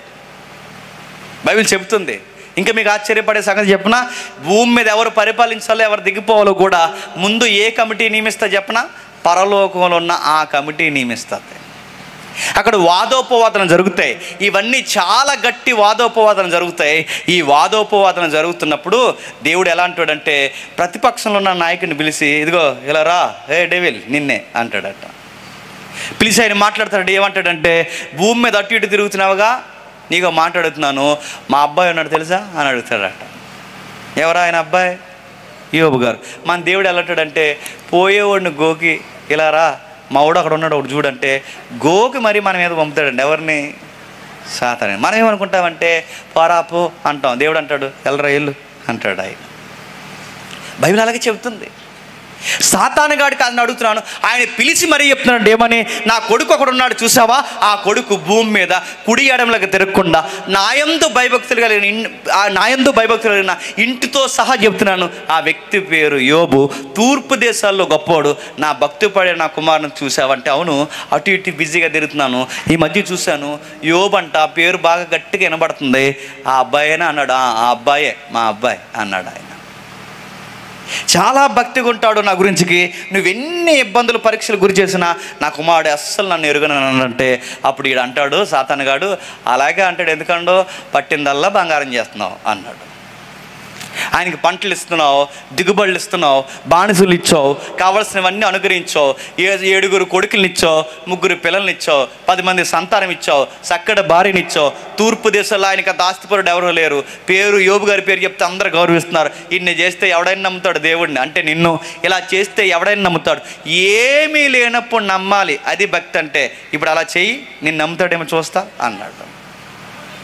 అంటే సాతాను ఎలా కూడా వాదిస్తాడని గుర్తుపెట్టుకోండి. మన భక్తిగా ఎప్పుడు ఉంటామంటే, దేవుడు మనకు అడిగే కొలది ఇచ్చేసినప్పుడు మనకు భక్తి ఎప్పుడు తగ్గిపోద్ది అంటే, మనం అడిగే కొలది మనకు అన్నీ దూరం అయిపోతున్నాయి అనుకోండి, ఇంకెందుకంటే దేవుడు మా ప్రార్థనలు వింటలేదు కదండి అంటాం.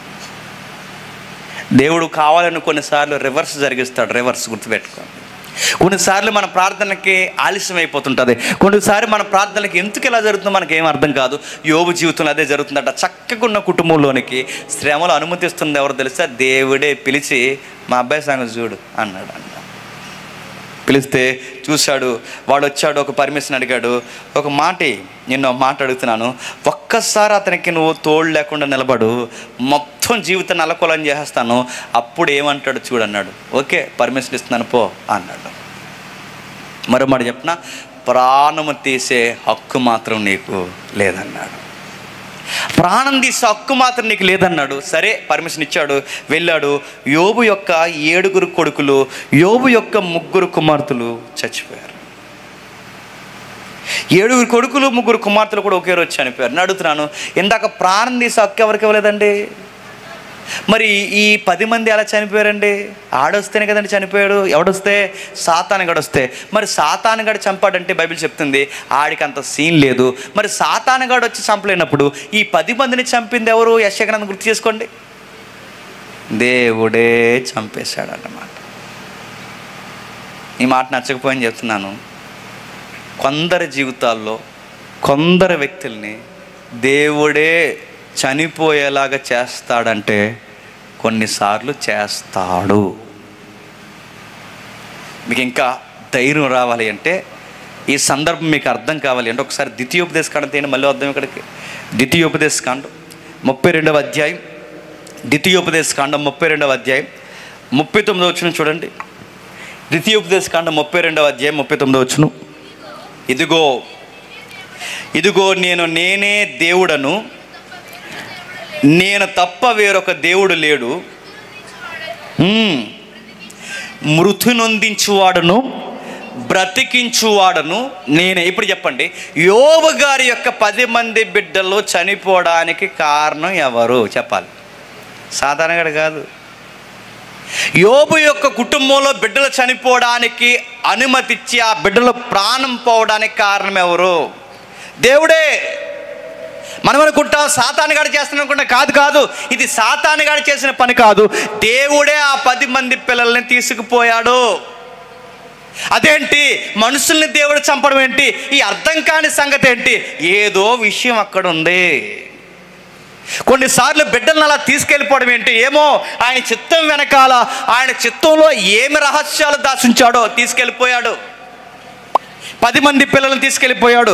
వయసుకు వచ్చిన పిల్లలందరూ చనిపోయారు. యోబు జీవితంలో పిల్లలు అలా చనిపోయిన వెంటనే గుర్తించండి, పిల్లలు అలా చనిపోయారు. పిల్లలు అలా చనిపోయినట్టునే దాసులు చనిపోయారు. దాసులు చనిపోయినట్టునే గొడ్డు గోద చనిపోయాయి. గొడ్డు గోద చనిపోయినట్టునే బానిసలు కొంతమంది ఎత్తుకెళ్ళిపోయారు. ఒకదాని వెనకాల ఒకటి. కొడుకులు చనిపోయిన వార్త వెనకాలే కూతురు చనిపోయారు. కూతురు చనిపోయిన వార్త వెనకాలే దాసులు చనిపోయారు. దాసులు చనిపోయిన వార్త వెనకాలే ఆస్తులన్నీ శత్రువులు వచ్చి పట్టుకెళ్ళిపోయారు. ఇలా ఒకదాని వెనకాల వార్త ఇలా జరుగుతున్నప్పుడు ఈ శ్రమంతా కలిగించింది మనం ఏమనుకుంటామంటే సాతానుగాడు అనుకుంటా. కానీ బైబిల్ అలా చెప్పలేదు. ఈ కీడు కలిగించింది ఎవరో తెలుసా? దేవుడే. అదే మరి సాతానుగాడు ఉన్నాడు కదంటే ఆడున్నాడు అంతే. మరి చేసిందంతే ఎవరంటే దేవుడు. అంటే దేవుడే. మన ప్రతిదానికి ఎవరిని అనుకుంటాం చెప్పినా దేవుడిని అనుకునే దక్కువ.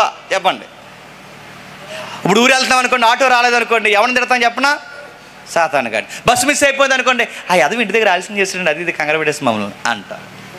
ప్రతిదానికి ఏదైనా మిస్టేక్ జరుగుతుంది అనుకోండి, ఆడనే ప్రతిదీ ఆడు అనుకుంటాడు, నాకు సంబంధం ఏంటంటే నన్ను ఎందుకు వెళ్ళగండి ప్రతిసారి అనుకుంటాడు. గుర్తుపెట్టుకో, నేను సాతానుగాడు సపోర్ట్ చేయట్లేదు అంటలేదు, కానీ గుర్తుపెట్టుకోండి, సాతానుగాడికి సపోర్ట్ చేస్తున్నానని లేదా సపోర్ట్ చేయట్లేదని ఈ 2 అర్థాలు నేను చెప్పట్లేదు. కానీ ఒక విషయం అయితే నేను చెప్తున్నాను, దేవుడే సాతానుగాడికైనా పర్మిషన్ ఇస్తున్నాడు. ఏం జరుగుతుంది, ఏం మాట్లాడుతున్నాడు, ఏమి జరిగిస్తున్నాడంటే ఒక మాట అంటున్నాడు చూడండి, జరిగింది, నష్టం పోయింది. ఈ విషయంలో జరుగుతున్నప్పుడు బట్టలు చింపుకొని కూర్చున్నాడు. ఎందుకో తెలుసా? ఆయన ఆరోగ్యం కూడా పాడైపోయింది. 20 వచ్చిన చదువుతున్నాం. అప్పుడు యోబు లేచి తన పై వస్త్రం చింపుకొని తన తల వెంట్రుకలన్నీ గొరిగించుకొని నేల మీద సాష్టాంగపడి నమస్కారం చేసి ఇట్లను, నేను నా తల్లి గర్భం నుండి దిగంబరినై వచ్చి దిగంబరినై అక్కడికి తిరిగి వెళ్ళి తిని యెహోవా ఇచ్చును, యెహోవా తీసుకొని పోయిను, యెహోవా నామమునకు స్తుతి కలుగును గాక. బాగా వినాలి, మనకు అర్థం కాని సబ్జెక్ట్ ఎవరికి అర్థమైందో తెలుసా? యోబు గారికి అర్థమైంది. మనం ఇది చదివి ఏమన్నా తెలుసా? అంతా సాతానుగాడు వచ్చి యోబు 10 మంది పిల్లల్ని చంపేశాడు. సాతానుగాడు వచ్చి యోబు యొక్క ఆస్తులు తీసేశాడు. సాతానుగాడే మొత్తం యోబు జీవితాన్ని మార్చేసాడని మనం అనుకుంటాం. కానీ శ్రమపడిన యోబు మాత్రం ఏమన్నా తెలుసా? యెహోవా ఇచ్చాడు. యెహోవా అంటే ఇప్పుడు యెహోవా ఇచ్చి యెహోవా తీసేసుకున్నాడు అన్నాడంటే ఇప్పుడు యోబు 10 మంది పిల్లల్ని యోబు ఏమంటున్నాడు తెలుసా? దేవుడే చెప్పాలి. మనమేమనుకుంటున్నాం? సాతానుగాడు ఇదంతా చేశాడు అనుకుంటున్నాం. కానీ శ్రమ అనుభవించిన యోబు ఏమన్నాడు? ఇది సాతానుగాడి పని కాదు, దేవుడి పనే అన్నాడు. అంటే శ్రమ అనుభవించిన యోబుకే తెలుసు. అందుకే యెహోవా ఇచ్చెను, యెహోవా తీసుకుని పోయిను, యెహోవా నామమునకు స్తుతి కలుగును గాక. సాతానుగాడికి మెంటల్ వస్తుంటుంది ఆ రోజు. ఇదేంటి, ఉన్న విశ్వాసం పోతుంది అనుకుంటే 10 మంది పిల్లలు పోయినట్టునే దేవుని తిట్టుకుంటారు ఎవరైనా, ఆస్తులు పోయినట్టునే దేవుని తిట్టుకుంటారు ఎవరైనా, ఏదైనా సంసారంలో గలిబిలు వస్తే దేవుని తిట్టుకుంటారు. ఈ అబ్బాయి అంటే ఇంకా దేవుడికి దగ్గర అయిపోయాడు. ఆడు ఎక్స్పెక్ట్ చేయని మాట వచ్చింది. నష్టం జరిగే కొలది దేవుడి దగ్గర అయ్యాడు, నష్టం కలిగే కొలది దేవుడి దగ్గర అయ్యాడు. మనకి నష్టాలు కలిగే కొలది దేవుడికి ఏమవుతుందో చెప్పండి? దూరం అయ్యాం. ఒరే బాగానే ఉండేవాడు కదరా, చర్చిలో చక్కగా తిరిగేవాడివి, మంచి పాటలు పాడేవాడివి, కార్యక్రమాలు జరిగితే అన్ని భుజాన్ని వేసుకునేవాడివి, ఎందుకు ఈ మధ్యలాగా అయిపోయావంటే అతగాడు అన్నాడట, బిజినెస్లో మొత్తం నష్టపోయానండి, ఏమీ కలిసి రాలేదండి, అందుకేనండి ఇక మొదలెట్టానండి అన్నాడు. ఏంటి? తాగడం. శ్రమలు వస్తే తాగేసే పిరుగులు ఉన్నారు తెలుసా? ఏమ్మా చక్కగా వర్షిప్ చేస్తావు, చక్కగా ఉంటావు, ఇదేంటమ్మా నువ్వు పురుగుల మందు తాగడం ఏంటి తల్లి అంటే, ఇంకెందుకండి మా ఆయనతో నేను పల్లపోతున్నాను, ఇంకా దేవుడు కూడా నన్ను పట్టించుకోవట్లేదు, అందుకే అది పురుగుల మందు అనుకున్నాను, కానీ పురుగుల మందు కదా అందుకే బతికేశాను అన్నదట. నేను అడుగుతున్నాను, సంసారంలో బాధ వస్తే పురుగుల మందు తాగేస్తావా? వ్యాపారంలో నష్టం వస్తే ఊరేసుకోవడానికి తయారైపోతావా? ఏదైనా ఇబ్బంది వస్తే వ్యసనాలకు అలవాటు అయిపోతావు. అంటే శ్రమలు ఎలా చూడాలో తెలీదా? దేవుడు శ్రమలు అనుమతిస్తున్నాడట, ధైర్యంగా నిలబడుతున్నాడు యోబు. చూడండి, యెహోవా ఇచ్చును, యెహోవా తీసుకుని. అంటే యోబు గారికి తెలిసిన సబ్జెక్ట్ ఏంటి తెలుసా? సాతానుగాడు కాదు చేసేది పని, చెప్పండి, దేవుడే చేస్తున్నాడు. ఆడు అనుమతులు కోరాడు. మరి ఇంకా ఏం చెప్తున్నాడు? ఇంకా మీకు బాగా అర్థం కావాలంటే అదే 2వ అధ్యాయం ఒకసారి చూడండి. అదే యోబు గ్రంథం 2వ అధ్యాయం 5వ వచనం చూడండి ఒకసారి. ఇంకొకసారి నీవు చెయ్యి చాపి అతని ఎముకను అతని దేహమును మొత్తిన ఎడల నీ ముఖము ఎదుటే దూషించి నిన్ను విడిచిపోవును. ఎవరు చెప్తున్నారండి? 4వ వచనం చూడండి. అపవాది చర్మము కాపాడుకున్నటకే చర్మమును, తన ప్రాణమును కాపాడుకున్నకే తన కలిగినది యావత్తును నరులకు ఇచ్చితివి కదా. ఇంకొకసారి నువ్వు చెయ్యి చాపి, ఇంకొకసారి నువ్వు చెయ్యి చాపి. అంటే సాతానుగాడికి కూడా సబ్జెక్ట్ తెలుసు. ఏమని తెలుసా? అసలు శ్రమలు ఇవ్వడానికి నాకు అంత సీను లేదు, నువ్వే చెయ్యి చాపని సాతానుగాడే ఎవరి పేరు చెప్తున్నాడండి? దేవుడి పేరు. అంటే యోబు జీవితంలోనికి శ్రమలు అనుమతి ఇచ్చింది ఎవరు? సాతానుగాడే చెప్తాడు. ఏమని? ఇంకోసారి చెయ్యి చాపు. అంటే ఇప్పుడు యోబు 10 మంది పిల్లలు చనిపోవడానికి పైకి సై చాపింది ఎవరు?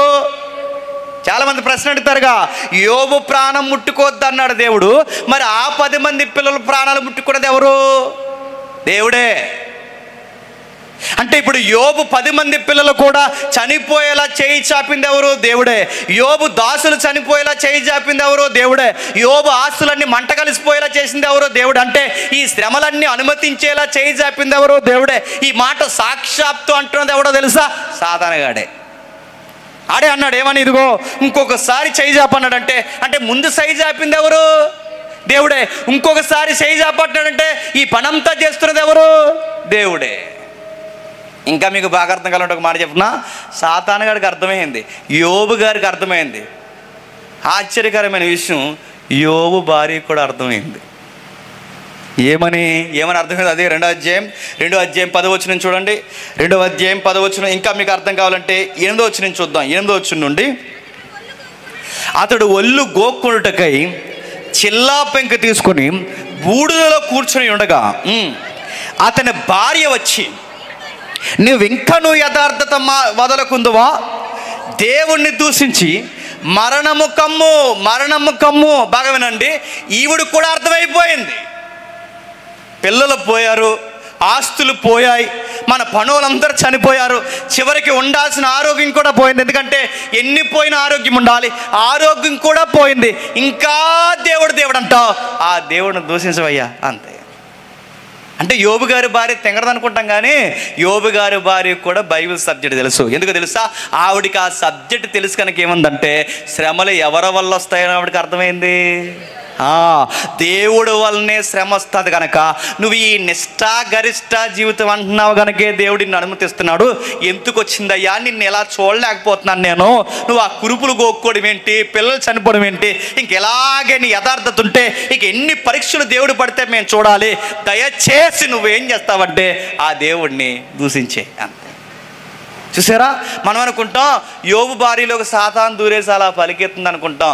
దూరకపోయినా అలాగే పలుకుతుంది, గుర్తుపెట్టుకో. ఎందుకంటే వాళ్ళందరికీ వాక్యాలు తెలుసండి. వాక్యాలు తెలియని వాళ్ళు ఎవరు చెప్పనా?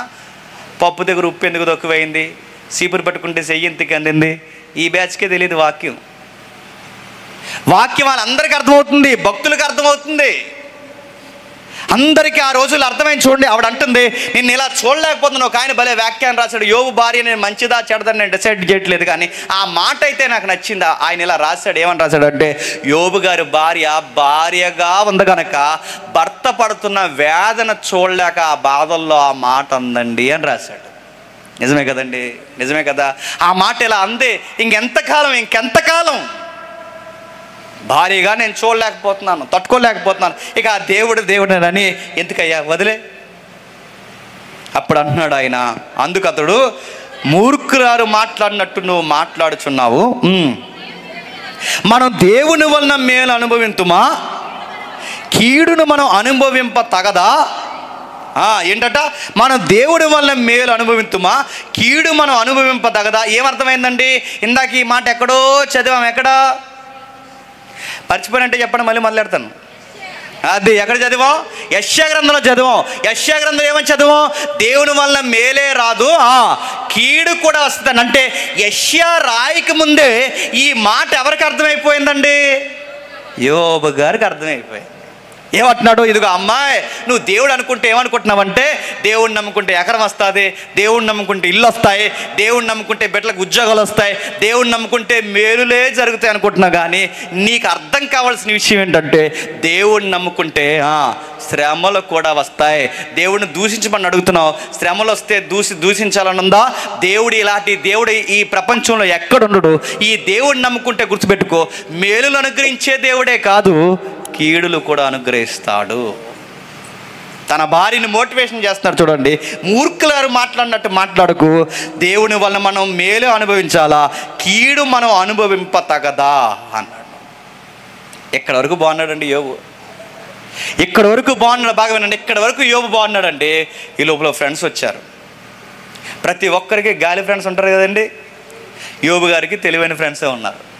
వచ్చారు, వాళ్ళు వచ్చి చూశారట. ఏమంటున్నారట? 11వ వచనంలో, తేమానయుడైన ఎలీఫజు, బిల్దదు, జోఫరను, యోబు ముగ్గురు స్నేహితులు అతనికి సంభవించిన ఆపదలన్నిటి గూర్చి వినిన వారే అతనితో కలిసి దుఃఖించుటకు, అతను కూర్చుని ఓదార్చుటకు పోవాలని ఆలోచించుకుని తమ తమ స్థలములను విడిచి వచ్చి. మంచి ఫ్రెండ్సే. అన్నీ ఉన్నప్పుడు వచ్చేది ఈ కాలం ఫ్రెండ్స్, ఏమీ లేనప్పుడు కూడా వచ్చేది యోబు గారు ఫ్రెండ్స్. మనకు ఫ్రెండ్స్ ఎప్పుడు ఎక్కువ ఉంటారు చెప్పినా, జేబుల్లో డబ్బులు ఎక్కువ ఉంటే అందరూ ఫ్రెండ్సే మనకి. మనకు చుట్టాలు ఎప్పుడు వస్తారు చెప్పినా, మనకు బాగా డబ్బులు ఉన్నాయనుకోండి, చుట్టాలు తెగొచ్చేస్తారు మన ఇంటికి. నువ్వు అడిగినప్పుడల్లా అప్పెత్తున్నాను, అందరూ చుట్టాలే నీకు. నువ్వు కలిగినప్పుడల్లా వాళ్ళకి ఎదురు పెడుతున్నాను, అందరూ చుట్టాలే. అదే నువ్వు వాళ్ళని అడుగు, నీ ఫోన్ కూడా ఎత్తరు. నీ దగ్గర రూపాయి లేకుండా ఫ్రెండ్స్ని పెట్టు, నీకు ఒక్క ఫ్రెండ్ ఉన్నాడు, సరైన ఫ్రెండ్. యోబు గారికి మంచి ఫ్రెండ్స్ ఉన్నారు. కలిగి ఉన్నప్పుడే కాదు, లేములు కూడా వచ్చి కూర్చున్నారు. వారు వచ్చి దూరం నిలబడి కనులతో చూసినప్పుడు అతను పోల్చలేక తమ వస్త్రములు చింపుకొని ఆకాశం తట్టు తమ తలల మీద ధూళి చల్లుకొని ఎలుగెత్తి ఏడ్చారు. ఏమంటున్నారు? అయ్యో అయ్యో, మా ఫ్రెండ్ ఏంటి ఇలా అయిపోయాడు. మంచి ఫ్రెండ్స్ ఏనండి ఒక విధంగా చెప్పాలంటే. ఫ్రెండ్స్ వచ్చి ఏడుస్తున్నారు, అయ్యో బాధపడుతున్నారు. ఆకాశం వైపు చూసి ధూళి చల్లుకొని, మా ఫ్రెండ్ ఏంటి గుర్తుపట్టలేకపోతున్నాం, యోబేనా, వీడేనా, ఇలాగైపోయాడేంటి. కొడుకులు చనిపోయారు, ఆస్తులు పోయాయి, బాధలన్నీ వచ్చేసి చివరికి ఆరోగ్యం కూడా పోయింది. చిల్లా పెంకులతో గోక్కుంటే అతని బాధ అత్యధికంగా ఉండినని గ్రహించి ఎవరును అతనితో ఒక్క మాట పలకలేక రేయింబగలు 7 దినములు అతనితో కూడా నేల మీద కూర్చుండ్రి. వీళ్ళున్న ఒక మంచి క్వాలిటీ ఏంటి చెప్పనా? ఓదార్పు ఎలా ఇవ్వాలంటే, అప్పటి వరకు బాగానే ఉంటారండి. ఓదార్పు ఎలా వచ్చారు చెప్పనా? అతను ఏడిస్తే అతనితో పాటు కలిసి ఏడ్చారు. కొన్నిసార్లు ఓదార్పు ఎలా ఇవ్వాలంటే, వాళ్ళు బాధపడుతున్నప్పుడు మనం కూడా వాళ్ళతో పాటు అలా మౌనంగా బాధపడాలి. మనం ఎలా ఉంటుంది చెప్పనా? ఏడకరా అంటాం. ఏడకరా అంటే ఏడిపోచ్చేది వాళ్ళకి. ఎప్పుడైనా మీరు గమనించారా? అప్పటి వరకు బాగానే ఉంటారు. ఏడకలే అన్నామంటే ఏడకలే అని ఇంక ఏడిచేస్తారు. ఇంకంతే. కొన్ని టైంలో ఏం మాట్లాడకూడదండి. వాళ్ళ భుజాల మీద చెయ్యేసి పక్కన నిలబడి 7 రోజులు కాదు, ఈ తగ్గే వరకు మేము ఉంటామని ఆ పక్కన ఉన్నప్పుడు వాళ్ళు మెల్లగా రికవరీ అవుతుంటారు. మనకు ఓదార్చడం రాక ఏమంటామంటే, ఇంక ఏడకలే, మరి ఏడకలే అంటే ఇంక నువ్వు అన్నంతసేపు ఏడుస్తారు వాళ్ళు. మనకు ఓదార్చడం రాదు మనకి. పైపచ్చి మళ్ళీ సెంటిమెంట్ అయ్యలేడు చెప్పినా, ఎలా ఉండేవాడు, ఇంక ఎలాంటి అని చెప్తే ఇంకేడుతాడు. ఎలా ఉండేవాడు, ఎలాగైపోయి అంత సన్నంగా అయిపోయేవారు, చక్కగా ఉండేది నీ శరీరం ఎలా అయిపోయింది, అడిగి ఎలా ఉంటుందండి, ఇంకా జ్ఞాపం చేసినట్టు ఉంటుంది. యోబు గారు స్నేహితులు సుమారు రేయింబగలు 7 దినాలు అలా ఉండిపోయారట. ఉన్నారు, బాగానే ఉన్నారండి.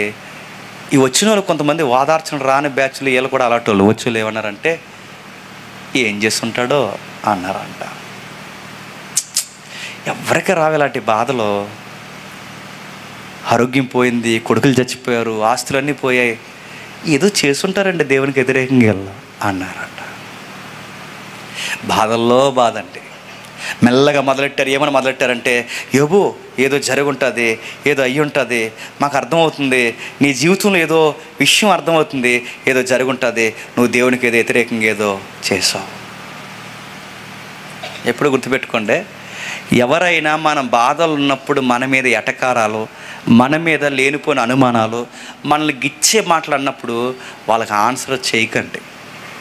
మీరు సమాధానాలు చెప్పడం మొదలెట్టారో తెలియకుండానే మనలో ఏమొస్తుంది చెప్పనా, నేను మంచోడిని అని నిరూపించుకునే ప్రయత్నంలో లోకానికి మంచోడని నిరూపించుకుంటాం, కానీ దేవుని దృష్టికి మనం మంచోళ్ళని అనుకోవడం కూడా చెప్పండి చెడ్డదవుతుంది.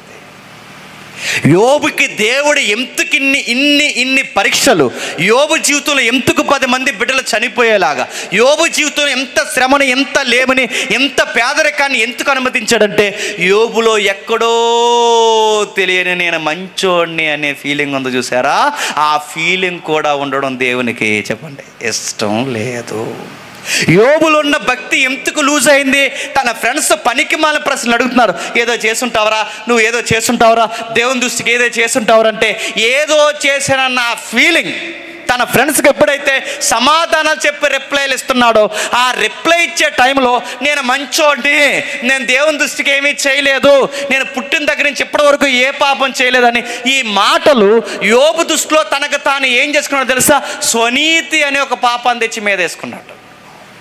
అది దేవుడికి తెలుసు కనుకే యోబు జీవితంలోకి దేవుడు ఏమనుమతించాడు తెలుసా, కష్టాలు, కన్నీళ్ళు, బిడ్డలు చనిపోవడం ఇలాంటివన్నీ అనుమతించాడంటే కొన్నిసార్లు శ్రమలు దేవుడు ఎందుకు అనుమతిస్తాడంటే నువ్వు ఉపవాసాలు బాగానే చేస్తావు, మీటింగ్స్లో బాగానే ఉంటావు, చర్చికి బాగానే వస్తావు, ప్రార్థనలు బాగానే చేస్తావు, కానీ వీటన్నిటి వెనకాల నేను మంచోడిని మంచిదాననే ఫీలింగ్ ఉంటుంది చూసారా, ఆ ఫీలింగ్ కనుక నీలో ఉందో రాసేస్తాడు, గుర్తుపెట్టుకో, రుద్దేస్తాడు, గుర్తుపెట్టుకో. తగ్గేవరకంటే నేను మంచోడిని నువ్వు నిరూపించే ప్రయత్నం చేయకు. సరిగ్గా ఆ టైంలోనే మన ఫ్రెండ్స్ చుట్టాలందరూ వచ్చి ఏమన్నా చేసేవేట్రా దేవుడికి వ్యతిరేకంగా అంటారు. అలా టైంలో ఏమో సర్వము దేవుని చిత్తం అంటే అయిపోయింది, అలా కాకుండా నేనేమి చేయలేదు, నన్ను అలాంటి కాదు, ఇలాంటి ప్రయత్నాలు నువ్వు చేసావో ఇంక అయ్యేవే, గుర్తుపెట్టుకో. దేవుడికి నచ్చదంటే నేను మంచోడిని అనుకోవడం కూడా దేవుని దృష్టికి పాపమే, పాపమే, పాపమే. అందుకే దేవుడు అంటున్నాడు, దేవుడు పిలుస్తున్నాడు, యోబునే కాదు నిన్ను నన్ను మనందరికీ సెలవిస్తున్నాడు. క్రొత్త నిబంధనలో పౌలు గారు కూడా పిలిపి కదా చెప్తున్నాడు, దేవుని పక్షమున మనం ఎందుకు వచ్చామంటే కేవలం విశ్వాసం ఉంచడం మాత్రమే కాదు, శ్రమలు అనుభవించి. అంటే పిలిప్పిలో ఈ మాట అనే సమయానికి, పిలిప్పిలికి ఈ మాట పౌలు గారు సెలవిచ్చే సమయానికి ఇదే పరీక్ష ఎవరికి పిలిపి వచ్చింది చెప్పండి, యోబు గారికి కూడా వచ్చింది. అంటే పిలిప్పి సంగమా, దేవుని యందు విశ్వాసం ఉంచిన మనల్ని దేవుడు ఎందుకు పిలిచాడంటే విశ్వాసంలో ఫలితాలు పొందడానికే కాదు, శ్రమ అనుభవించడానికి కూడా పిలిచాడు. ఇప్పుడు అడుగుతున్నాను, పిలిప్పి సంఘమైన పిలిప్పి సంఘాన్నే కాదు, పౌలునే కాదు, యోబును కూడా ఎందుకు పిలిచాడు చెప్పండి, శ్రమలు అనుభవించడానికి పిలిచాడు. పిలిచి ఏమన్నాడట, బిడ్డలు చచ్చిపోయారు, తాచులు చనిపోయారు, అంతా అయిపోయింది, ఆ బూడిదలో కూర్చొని బాధపడుతున్నాడు. సరిగ్గా బాధపడుతుంటే క్వశ్చన్ అవర్ జరుగుతుంది. మీరు ఇంటికి వెళ్ళిన తర్వాత యోబు గ్రంథం చదవండి, టైం లేదు కనుక. క్వశ్చన్ అవర్ ముమ్మరంగా జరుగుతుంది. వాళ్ళ ప్రశ్నల మీద ప్రశ్నలు సంధించేస్తున్నారు. ఏదో తప్పు చేస్తుంటావు ఫ్రెండ్గా మేము అడుగుతున్నాం, ఏమైనా ఉంటే దేవుని దగ్గర ఒప్పేసుకో, అలాగే ఏదో చెప్తున్నారట. అప్పుడు యోబు గారు అన్నారు, నేనేం చేయలేదు. బాధపడుతూ 3వ అధ్యాయంలో అంటాడు, అనవసరంగా పుట్టానురా అనేసాడు. అలా అనొచ్చా? అనవసరంగా పుట్టానురా. కొంతమంది ఫీల్ అయిపోతారు చూసారా, అనవసరంగా ఈ ఊర్లో పుట్టానురా, నేను మరి ఎక్కడ పుడతావు, ముంబైలో పుడతా? అనవసరంగా ఈ అమ్మ నాన్నకు పుట్టాను రా, మరి ఎక్కడ పుడతావు? చాలామంది ఫీలింగ్ ఏంటి చెప్పిన, మా అమ్మ సొంతూరు మమ్మీలో ఉంటే బాగుండ్రా అని. సొంతూరు మమ్మీలో ఉండి నిన్నెందుకు అంటది? చాలామంది తిట్టుకుంటారు చూసారా, అనవసరంగా ఈ కులం లేదు మనకి, కానీ అంటున్నాను అనవసరంగా ఈ కులంలో పుట్టానురా, ఈ ఊర్లో పుట్టానురా, ఎక్కడ పుట్టానురా, అలాంటి ఫీలింగ్ ఉందనే రుద్దుతున్నాడు, గుర్తుపెట్టుకో. అది పోవాలనే మొట్టికాయల మీద మొట్టికాయలు వేస్తున్నాడు, గుర్తుపెట్టుకో. యోబు జీవితంలో ఒక మాట వచ్చేసింది, అనకూడదు. యోబు గారు ఏమంటున్నాడంటే అప్పటి వరకు బాగున్నాడు, భక్తిగా ఉన్నాడు, చక్కగా ఉన్నాడు, ఫ్రెండ్స్కి ఎప్పుడైతే ఆన్సర్ చేస్తున్నాడో తన భక్తిలో ఒక అడుగు దిగిపోయేలా అంటున్నాడు, అమ్మకు అనవసరంగా పుట్టాను, చీకట్లో అనవసరంగా పుట్టాను, ఆ చీకట్లోనే మాయగా ఉన్నప్పుడే మా అమ్మ గర్భం నుంచి నేను రాలిపోతే బాగున్ను, అసలు పెండంగా నేను ఉండకపోతే బాగున్ను, మా అమ్మ నన్ను కనకపోతే బాగున్ను, బర్త్డే అనేది నాకు లేకపోతే బాగున్ను, వెలుగుని నేను చూడకపోతే బాగున్ను. ఇలాంటి మాటలన్నీ మాట్లాడుతూ తన ఫ్రెండ్స్కి ఆన్సర్ చేస్తున్నప్పుడు దేవుడు సరిగ్గా సుడిగాల్లో ప్రత్యక్షమయ్యాడు.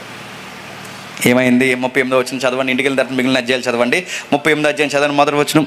అప్పుడు యెహోవా సుడిగాల్లో నుండి ఎలాగూ యోబునకు ప్రత్యుత్తరం ఇచ్చెను, జ్ఞానము లేని మాటలు చెప్పి ఆలోచన చెరుపుచున్న వీడెవడు, పౌరుషము తెచ్చుకొని నీ నడుము బిగించుకొని నేను నీకు ప్రశ్న వేయదును, నీవు దానికి తెలియచెప్పు. యోబుని తిడుతున్నాడు, ఎవడో తెలుసా, లే బూడిదలో కూర్చుని బూడిద జల్లుకుని రకరకాల పరిస్థితులు, యోబు శ్రమలు వస్తే కృంగిపోతావా?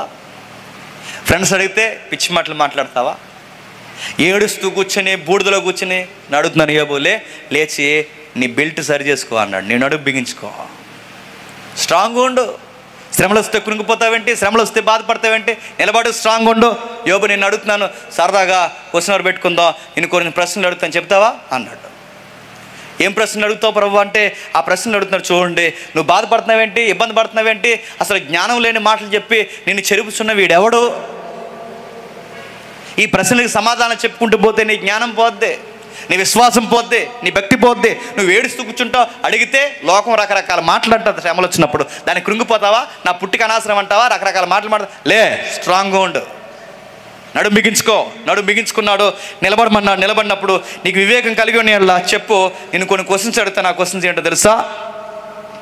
భూమి ఎప్పుడు పుట్టిందో చెప్పు అన్నాడు. నక్షత్రాలు ఎప్పుడు పుట్టాయో చెప్పు. ఉదయ నక్షత్రాలు ఏకంగా కూడినప్పుడు దేవదూతలందరూ ఆనందించినప్పుడు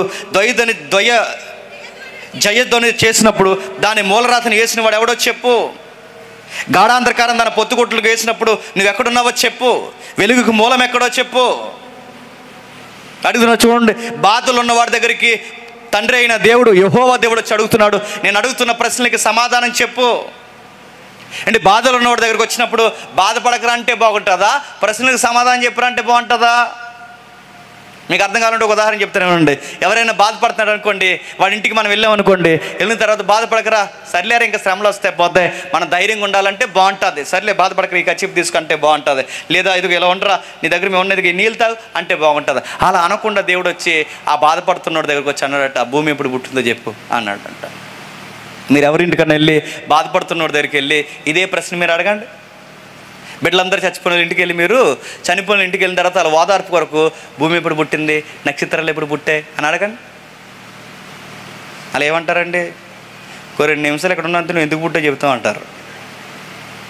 వాళ్ళ ఇంటికి వెళ్ళిన తర్వాత అడుగుతాను, వాదార్పుకి భూమి ఎప్పుడు పుట్టింది, నక్షత్రాలు ఎప్పుడు పుట్టాయి, వెలుగు ఎప్పుడు పుట్టింది అని అడిగితే వాళ్ళు ఏమంటారు? పైనుంచి కింద పిచ్చెక్కిందిడికి జిగ్గు క్వశ్చన్లు అడుగుతాడు అనుకుంటారు. కానీ మనకి పిచ్చిగా ఉంటుంది, కానీ రైట్గానే అడుగుతాను. ఎందుకు అడుగుతారు తెలుసా? నువ్వు ఎందుకు అడుగుతున్నావు అంటే, యోబు నీ జీవితాన్ని ఎక్కడి నుంచే చూస్తున్నావు నేను అడుగుతున్నాను. నీ జీవితంలో ఒక ప్రశ్న అడుగుతున్నాను, భూమి ఎప్పుడు పుట్టిందో చెప్పండి. ఎందుకు అడుగుతున్నానంటే, భూమి అనేది ఉంటేనే ప్రపంచం ఉంది, ప్రపంచం అనేది ఉంటేనే దేశాలు ఉన్నాయి, దేశాలు అనేవి ఉంటేనే ఆ దేశంలో నువ్వున్నావు, నువ్వన్నవాడు ఉంటేనే ఒక ప్రాంతం ఉంది, ఆ ప్రాంతంలో నువ్వున్నావు. అక్కడ రాష్ట్రాలు, జిల్లాలు, మండలాలు, దిగువ స్థాయిలో నువ్వు, అక్కడ ఒక ఇల్లు, ఆ ఇంట్లో సంసారం నీవు. ఎంత నడుస్తుందే, ఎంత భూమి ఎక్కడుందో తెలుసా? ఈ శూన్యంలో ఉందో చెప్పు. భూమి ఎప్పుడు పుట్టిందో చెప్పు. నువ్వేమనుకుంటున్నావు అంటే, నేను పుట్టకపోతే బాగుంది అంటున్నావు. నువ్వు పుట్టాలంటే ముందు ఏం పుట్టాలి తెలుసా? భూమి పుట్టాలి. వెలుగు లేకపోతే బాగుందంటున్నావు. వెలుగు ఎప్పుడు పుట్టిందో చెప్పు. చీకట్లో రాలిపోతే బాగుందన్నావు. మీ అమ్మ గర్భంలో చీకట్లో రాలిపోతా అన్నావే, అసలు చీకటి ఎప్పుడు పుట్టిందో తెలుసా? వెలుగు ఎప్పుడు పుట్టిందో తెలుసా? భూమి ఎప్పుడు పుట్టిందో తెలుసా? నక్షత్రాలు ఎప్పుడు పుట్టాయో తెలుసా? వీటి పుట్టికే నీకు తెలియనప్పుడు నీ పుట్టుక కోసం ఎందుకు మాట్లాడుకుంటున్నావు? ఎందుకు యోబుకి సమాధానం చెప్తున్నాడు తెలుసా? నువ్వు చీకట్లో రాలిపోతే బాగుందన్నావు. గుర్తుపెట్టుకో, చీకటికి వెలుగు పుట్టించినప్పుడు నేనున్నాను యోబు, మర్చిపోకు. చీకటి పుట్టినప్పుడున్నాను, వెలుగు పుట్టినప్పుడున్నాను, భూమి పుట్టినప్పుడున్నాను, నక్షత్రాలు పుట్టినప్పుడున్నాను. అంటే వెలుగు పుట్టినప్పుడున్న నేను, చీకటి పుట్టినప్పుడున్న నేను, నక్షత్రాలు పుట్టినప్పుడున్న నేను, నువ్వు పుట్టినప్పుడు కూడా ఉన్నాను. ఆ రోజున్న నేను ఈ రోజున్నాను, ఈ రోజున్న నేను రేపుంటాను.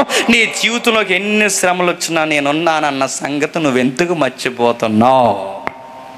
భూమి ఎప్పుడు పుట్టిందని ఎందుకు అడుగుతున్నాడు? భూమి పుట్టినప్పుడు నువ్వు లేవు, నేనున్నాను. వెలుగు పుట్టినప్పుడు నువ్వు లేవు, నేనున్నాను. చీకటి పుట్టినప్పుడు నువ్వు లేవు, నేనున్నాను. నక్షత్రాలు పుట్టినప్పుడు నువ్వు లేవు, నేనున్నాను. నువ్వు అప్పటికి పుట్టలేదు.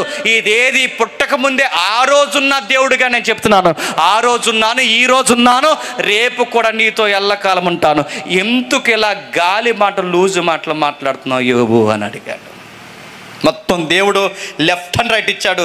మాట్లాడగా అప్పుడు యోబుకి అర్థమైన 42వ అధ్యాయంలో అంటున్నాడు చూడండి. అప్పుడు యోబు యెహోవాతో ఇలాగ ప్రత్యుత్తరం ఇచ్చాను, నువ్వు సమస్త క్రియలను చేయగలవనియు నీ ఉద్దేశం ఏదియో నిష్ఫలము కానేరదనియు నేను ఇప్పుడు తెలుసుకుంటుని. జ్ఞానము లేని మాటల చేత ఆలోచన నిరర్ధకము చేయువాడు వీడెవడు? అలాగ వివేచన లేని వాడినై నేను ఏమి ఎరగగా నా బుద్ధికి మించిన సంగతుల గురించి మాట్లాడుతూనే నేను మాట్లాడగోరుచున్నాను. దయచేసి నా మాటలు ఆలకించు. ఇప్పుడు అర్థమైంది యోబుకి. ఏం అర్థమైంది? శ్రమలు అనుభవించినప్పుడు, ఇబ్బంది అనుమతించినప్పుడు, ఇవన్నీ అనుమతించినప్పుడు అంటున్నాడు, దేవా నాకెందుకు శ్రమలు వచ్చి ఇప్పుడు నాకు అర్థమవుతుంది. నేను అనుకుంటున్నాను నేను బాగున్నాను, నాకేంటిలే అనుకున్నాను నా ఫ్రెండ్స్కి ఆన్సర్ చెబుతూ. కానీ ఇప్పుడు నాకు అర్థమైంది ప్రభువా, ఇప్పుడు నాకు అర్థమైంది నాకెందుకు అనుమతించావంటే నేను మంచోని అనుకునే ఫీలింగ్ కూడా నీ దృష్టికి మంచిది కాదు. ఇది తీసేయడానికి యోబు జీవితానికి ఏమనుమతించాడో తెలుసా? శ్రమలు, చెప్పండి, బాధలు, ఇబ్బందులు, సమస్యలన్నీ దేవుడు అనుమతించాడు. ఎందుకు అనుమతించావు ప్రభు అంటే నిన్ను నేను ఇంకా సంపూర్ణంగా మార్చడానికే అనుమతించాను. ఇప్పుడు చెప్పండి, శ్రమలు ఎందుకు అనుమతిస్తాడు దేవుడు అంటే మనం శ్రమ పడితే ఆయన సంతోషించడానికి కాదండి, మనల్ని ఇంకా భక్తిగా మార్చడానికి. మన జీవితాల్లోకి నష్టాల కష్టాలు ఎందుకు అనుమతిస్తాడంటే ఆయన సింహాసనం మీద కూర్చుని మనం బాధపడుతుంటే పకపకా నవ్వడానికి కాదండి. మరి ఎందుకు అనుమతిస్తున్న ప్రభు అంటే దేవుడు అన్నాడు మిమ్మల్ని బట్టి నేను సంతోషించడానికి. ఒక ప్రశ్న నేను ముగించేస్తున్నా, ఒక ప్రశ్న చెప్పి, మరి యోబు 10 మంది పిల్లలు చనిపోవడం కూడా దేవునికి మహిమ అంటే మహిమే. అదెలా మహిమ? అదెలా మహిమ అంటే మీరు గమనించండి, సువార్త చదువుతున్నప్పుడు లాజరు చనిపోతున్నాడని వాళ్ళ అక్కా చెల్లెలు ఇద్దరు కౌరు పంపుతారు. ఎవరికి? యేసుప్రభు వారికి. అయ్యా నువ్వు త్వరగా వస్తే మా సహోదరు చనిపోడు, త్వరగా రండంటే కావాలని ఆలస్యం చేస్తాడట. ఎవరు? యేసుక్రీస్తు. 1 రోజు కాదు, 2 రోజులు కాదు, 4 రోజులు ఆలస్యం చేస్తాడు. 4 రోజులు ఆలస్యం చేయడమే కాదు, ఆ కబురు వచ్చిన వెంటనే ఆ తెచ్చిన వాళ్ళకి చెప్తారు, ఈ రోగము, ఈ మరణము నా మహిమ నిమిత్తమే వచ్చింది. అదేంటి? మనుషులు చనిపోతే దేవునికి మహిమ ఏంటి? కొన్ని కేసుల్లో దేవుడికి కొంతమంది చనిపోవడం మహిమే. అలాగే ఎలా మహిమ? ఎలా మహిమ అంటే గమనించండి, యోబు 10 మంది పిల్లలు చనిపోతే ఆ 10 మంది పిల్లలు దేవుడు స్వాస్థ్యంలో చేర్చుకుంటాడు. యోబు ద్వారా దేవుడు మహిమను తెచ్చుకుంటాడు. అంటే ఇప్పుడు యోబు ఎలాగే నశించిపోయాడు అనుకోండి, తన మంచోడని అలా చెప్పుకుంటూ తిరిగాడు అనుకోండి, యోబు నశించిపోతే దేవుడికి మహిమ కాదు, యోబు సంపూర్ణంగా మారితే దేవునికి మహిమ. యోబు సంపూర్ణంగా మారాలి అంటే యోబుని మరింత పరిపూర్ణంగా తీర్చుకోవడానికి ముందుగా ఎవరి మరణాన్ని పిలుచుకున్నాడు? తన బిడ్డల మరణాన్ని పిలుచుకున్నాడు. మనకి మరణం అక్కడ ఇబ్బంది కనబడుతుంది, కానీ వెనక జరిగే మంచి ఏంటో తెలుసా? యోబుని మరింత పరిపూర్ణంగా పిలుచుకుంటున్నాడు అన్నమాట. ఇక్కడ కూడా లాజరు చనిపోతుంటే దేవునికి మహిమ ఏంటి? లాజరు జనరల్గా చనిపోయాడు అనుకోండి, ఎవరికి ఇబ్బంది లేదు. కానీ లాజరు దేవుడు ఆలస్యం వల్ల చనిపోయాడు అనుకోండి, దేవునికి మహిమ వస్తుంది. ఎలా మహిమ వస్తుంది? ఇప్పుడు ఆయన వెళ్ళిపోయినట్టు ఆయన రోగం అక్కడ తగ్గించేసాడు అనుకోండి, ఎవరికి పెద్ద ఇబ్బంది లేదు. కానీ చనిపోయిన వాడు 4 రోజుల తర్వాత బతికాడు అనుకోండి, ఊరు వాడ ఎవరిని మహిమపరుస్తారు చెప్పండి? అది అందుకే లాజరు చనిపోవడం కూడా ఎవరికి మహిమ తెలుసా? దేవునికి మహిమ. ఇంకా మీకు బాగా అర్థం కావాలంటే ఈ ఫిలిప్పీ పత్రిక రాస్తున్న ఆయన పౌలు గారు ఎవరి చావుని ఎక్కువ జ్ఞాపకం చేసుకున్నాడు తెలుసా? స్తెఫను యొక్క చావుని ఎక్కువ జ్ఞాపకం చేసుకున్నాడు. మనం అనుకుంటాం సింహాల బోన్లో దానియేలు ఎదురుగా నిలబడితే సింహాలు నోర్లు ముంచేశాడు దేవుడు అని మనం చదువుకుంటాం. అగ్నిలో పడేస్తే అగ్ని వాళ్ళని తాక్కుండా ఆపేసిందని చదువుకుంటాం. కానీ క్రొత్త నిబంధనలో సింహాల నోర్లు మూయించిన దేవుడు శాస్త్రుల నోరు మూయించలేదు, పరిసయ్యులు శాస్త్రుల నోరు మూయించలేదు, రాళ్ళ కొడుతున్న వాళ్ళ చేతులు అడ్డగించలేదు. సింహాల నోర్లు మూయించి దానియేలును రక్షించిన దేవుడు వీళ్ళ యొక్క చేతులను అడ్డగించి రాళ్ళ మీద పడకుండా స్తెఫనుని రక్షించలేదు. స్తెఫను చనిపోతుంటే సింహాసనం మీద కూర్చుని గడ్డం కింద చేయబెట్టుకుని చూస్తున్నాడు. ఎందుకు? స్తెఫను చనిపోతే ఆ చావు కళ్ళతో ఎవరు చూడాలి చెప్పనా? ఆ సౌలు అనే వ్యక్తి అక్కడ నిలబడ్డాడు చూసారా, ఆ వ్యక్తి చూడాలి. చూడటమే కాదు, ఆ చావు కార్యక్రమం అతని చేతుల మీద అంతా జరుగుతుంది. ఆ జరిగినప్పుడు ఎప్పుడైతే యేసుక్రీస్తు వారు అర్థమయ్యాడో, ప్రతి ప్రార్థనలో ప్రతి అధిపతి దగ్గర అగ్రిప్పరాజు ముందు కూడా నిలబడినప్పుడు ప్రతిసారి పౌలు సాక్ష్యం చెప్పినప్పుడు ఎవరి పేరు చెప్తారు తెలుసా? స్తెఫను అనే యువకుడు చనిపోతున్నప్పుడు దగ్గర నేనే ఉన్నాను. అంటే స్తెఫను యొక్క మరణం ఇండైరెక్ట్గా ఎవరి మార్పుకు కారణమైందో తెలుసా? పౌలు గారి మార్పు కారణం. అంటే కొన్ని మరణాలు కొందరు వ్యక్తుల మార్పుకి కారణాలు అవుతాయి, అందుకు అనుమతిస్తాడు. యోబు 10 మంది పిల్లలు యోబుని ఇంకా మార్చడానికి, స్తెఫను యొక్క మరణం సౌలు లాంటి వాడిని పౌలుగా మార్చడానికి, లాజరు యొక్క మరణం ఊరు వాడ దేవుని కోసం చెప్పుకోవడానికి. ఇప్పుడు మీకు చెప్తున్నాను, నీవు దేవుని నమ్ముకున్న తర్వాత నీ వ్యాపారం పోయినా, నీకు రోగం వచ్చినా, నీకు శ్రమ వచ్చినా దేవుడు ఎందుకు అనుమతిస్తున్నాడంటే, ఒకటి నిన్ను మరింత సంపూర్ణంగా మార్చడానికి, లేదా నీ జీవితంలో ఈ కష్ట నష్టాల నుంచి మళ్ళీ నువ్వు తిరిగి లేచిన తర్వాత నిన్ను బట్టి దేవుణ్ణి ఊరు వాడ మహిమపరచడానికి. గుర్తుపెట్టుకో. నువ్వేమనుకుంటావు చెప్పనా? డిఎస్సిలో మార్కు వస్తే అన్నారట, ఉన్నావా, కళ్ళు మూసుకుని ఉన్నావా అన్నారు. ఎన్ని బోర్డు డిఎస్సి మార్క్కి. డిఎస్సిలో అంటే డిఎస్సి ఎగ్జామ్లో మార్కు తక్కువ వస్తేనట, ఏంటి ప్రభా ప్రతి వారం వచ్చి వర్షిప్లోనే ఉన్నానుగా, ఒక్క మార్క్ ఇవ్వలేవా, ఒక్క మార్క్, అందుకే నీ సజ్జకి రానన్నారు. ఏంటి బోర్డు మార్క్కి ఒక్క మార్కే దేవుణ్ణి అనుమానించేస్తున్నారు. 10 రూపాయలు తక్కువ వస్తే దేవుణ్ణి అనుమతిస్తున్నారు, జీతాలు అందకపోతే దేవుణ్ణి అనుమతిస్తున్నారు, ఆకలి దప్పులు ఎక్కువైతే అడుగుతున్నారు. కొన్ని ఎందుకు శ్రమలు అనుమతిస్తాడంటే నిన్ను చూసి ఎవరికో ధైర్యం ఇవ్వడానికి అనుమతిస్తాడు. గుర్తుపెట్టుకో. యోబు జీవితం ఎన్నిసార్లు చదువుకున్నా శ్రమలో ఉన్నవారికి ఎలా ఉంటుందో తెలుసా? ఒక ధైర్యం. యోబు ముందు మన శ్రమలు అనిపిస్తుంది ఎన్నిసార్లు చదువుకున్నా. యోబు కష్టాల ముందు మన కష్టాలు అనిపిస్తుంది మనం ఎన్నిసార్లు చదువుకున్నా. ఇవన్నీ మనం చదువుతుంటే దేవుడు ఎందుకు రాయించబడవు అంటే, ఎబ్రీ పత్రికలు అంటాడు, తన ఇష్టమైన పిల్లలనట శ్రమల గుండా నడిపిస్తాడట. ఏం చేస్తాడు? తనకి ఇష్టమైన పిల్లల్ని, ఇక్కడ ఉన్నవారు అందరూ నడుతున్నాను, అందరికీ కక్క ముక్క డొక్క తినేసి వాళ్ళ కడుపులో మధ్యకు కూడా కథలు ఉంటే నడుతున్నాను. దేవుడు వాళ్ళని అంత పట్టించుకుంటున్నాడు లేదో నాకు తెలియదు, కానీ ఇంతమందులు అందరూ బాగున్నా నీ కుటుంబ సమస్యలు, ఇబ్బందులు, రోగాలు, భయంకరమైన కష్టాలు నేను ఎంటాడుతూ ఉంటే గుర్తుపెట్టుకో, వీళ్ళందరి కన్నా సంథింగ్ స్పెషల్ నువ్వు దేవుడికి. గుర్తుపెట్టుకో. అన్నీ బాగున్నవాడు దేవుడికి దగ్గరకు ఉన్నాడు లేదో నాకు తెలియదు, కానీ ఏమీ బాగోకపోయినా దేవుని పట్టుకుని ఏడుస్తున్నాడు చూసారా, ఆడండి దేవుడికి నచ్చినవాడు. గుర్తుపెట్టుకోండి. యోబు దేవుడిని వదలలేదు. యోబు దేవుడిని వదలలేదు కనుకే యోబు దేవుడు కూడా యోబుని మరింత మార్చుకోవాలనుకున్నాడు. ఎక్కడో లోపం ఉంది, ఆ లోపం కూడా చూడకూడదు అనుకున్నాడు. స్తెఫను మరణం ద్వారా పౌలుని పిలిచాడు.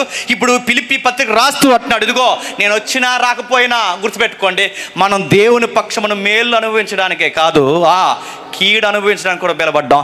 మనల్నే కాదు పిలిచిన దేవుడు, యోబుని అందుకే పిలిచాడు. మనల్నే కాదు, చక్కగా రాజదర్బార్లో ఉన్న ఆ మోసేను కూడా పిలిచింది దేనికో తెలుసా? శ్రమ అనుభవించడానికి పిలిచాడు. చక్కగా కుటుంబంలో కాపురం, చక్కగా ఆ ఊర్లో ఉండే పిల్ల పాపలతో బతకాల్సిన ఆ అబ్రహాముని దేశం తీసుకొచ్చి గుడారాల్లో బతికేలా చేశాడు. ఎక్కడ మీరు ఈ దేవుడిని కదపండి, అబ్రహాముని అలాగే పిలిచాడు, మోసేని అలాగే పిలిచాడు, యాకోబుని అలాగే పిలిచాడు. దెబ్బల మీద దెబ్బలు కొట్టి యాకోబుని మార్చి నిలబెట్టాడు. ఈ దేవుడు ఎలాంటోడు తెలుసా? మొట్టికాయల మీద మొట్టికాయలు వేస్తాడు, దెబ్బల మీద దెబ్బలు కొడతాడు. ఎందుకు కొడుతున్నా ప్రభు అంటే మరింత దగ్గర చేసుకోవడానికి. అలాగే కానీ మనల్ని వదిలేశాడు అనుకోండి, నరకానికి పోతామండి. మనకు తెలియకుండా మన మంచి అని బతికితే మన స్వనీతి కూడా మన నరకానికి పంపించేస్తాడు. కొన్నిసార్లు గట్టి కొడతాడు. ఆ కొట్టినప్పుడు మీరు అనుకుంటారు, వాళ్ళని కొట్టినప్పుడు దేవుడు ఆనందంగా ఉన్నాడు అనుకోకండి, ఆయన కూడా పరలోకమందు ఉండి బాధపడతాడు. ఆ ఎలాప వాక్యాలు కానీ, లేదా ఆ సామెత గ్రంథం కానీ, లేదా ఆ కీర్తనలు, దావీదు కీర్తనలు కానీ మీరు చదవండి ఇంటికి వెళ్ళిన తర్వాత. మనుషులను బాధ పెట్టిన దేవుడు మనం బాధపడుతున్నప్పుడు ఆయన కూడా పక్కకు పోయి బాధపడతాడట. కొట్టడం దేనికి, బాధపడడం దేనికి? కొట్టడం దేనికి, బాధపడడం.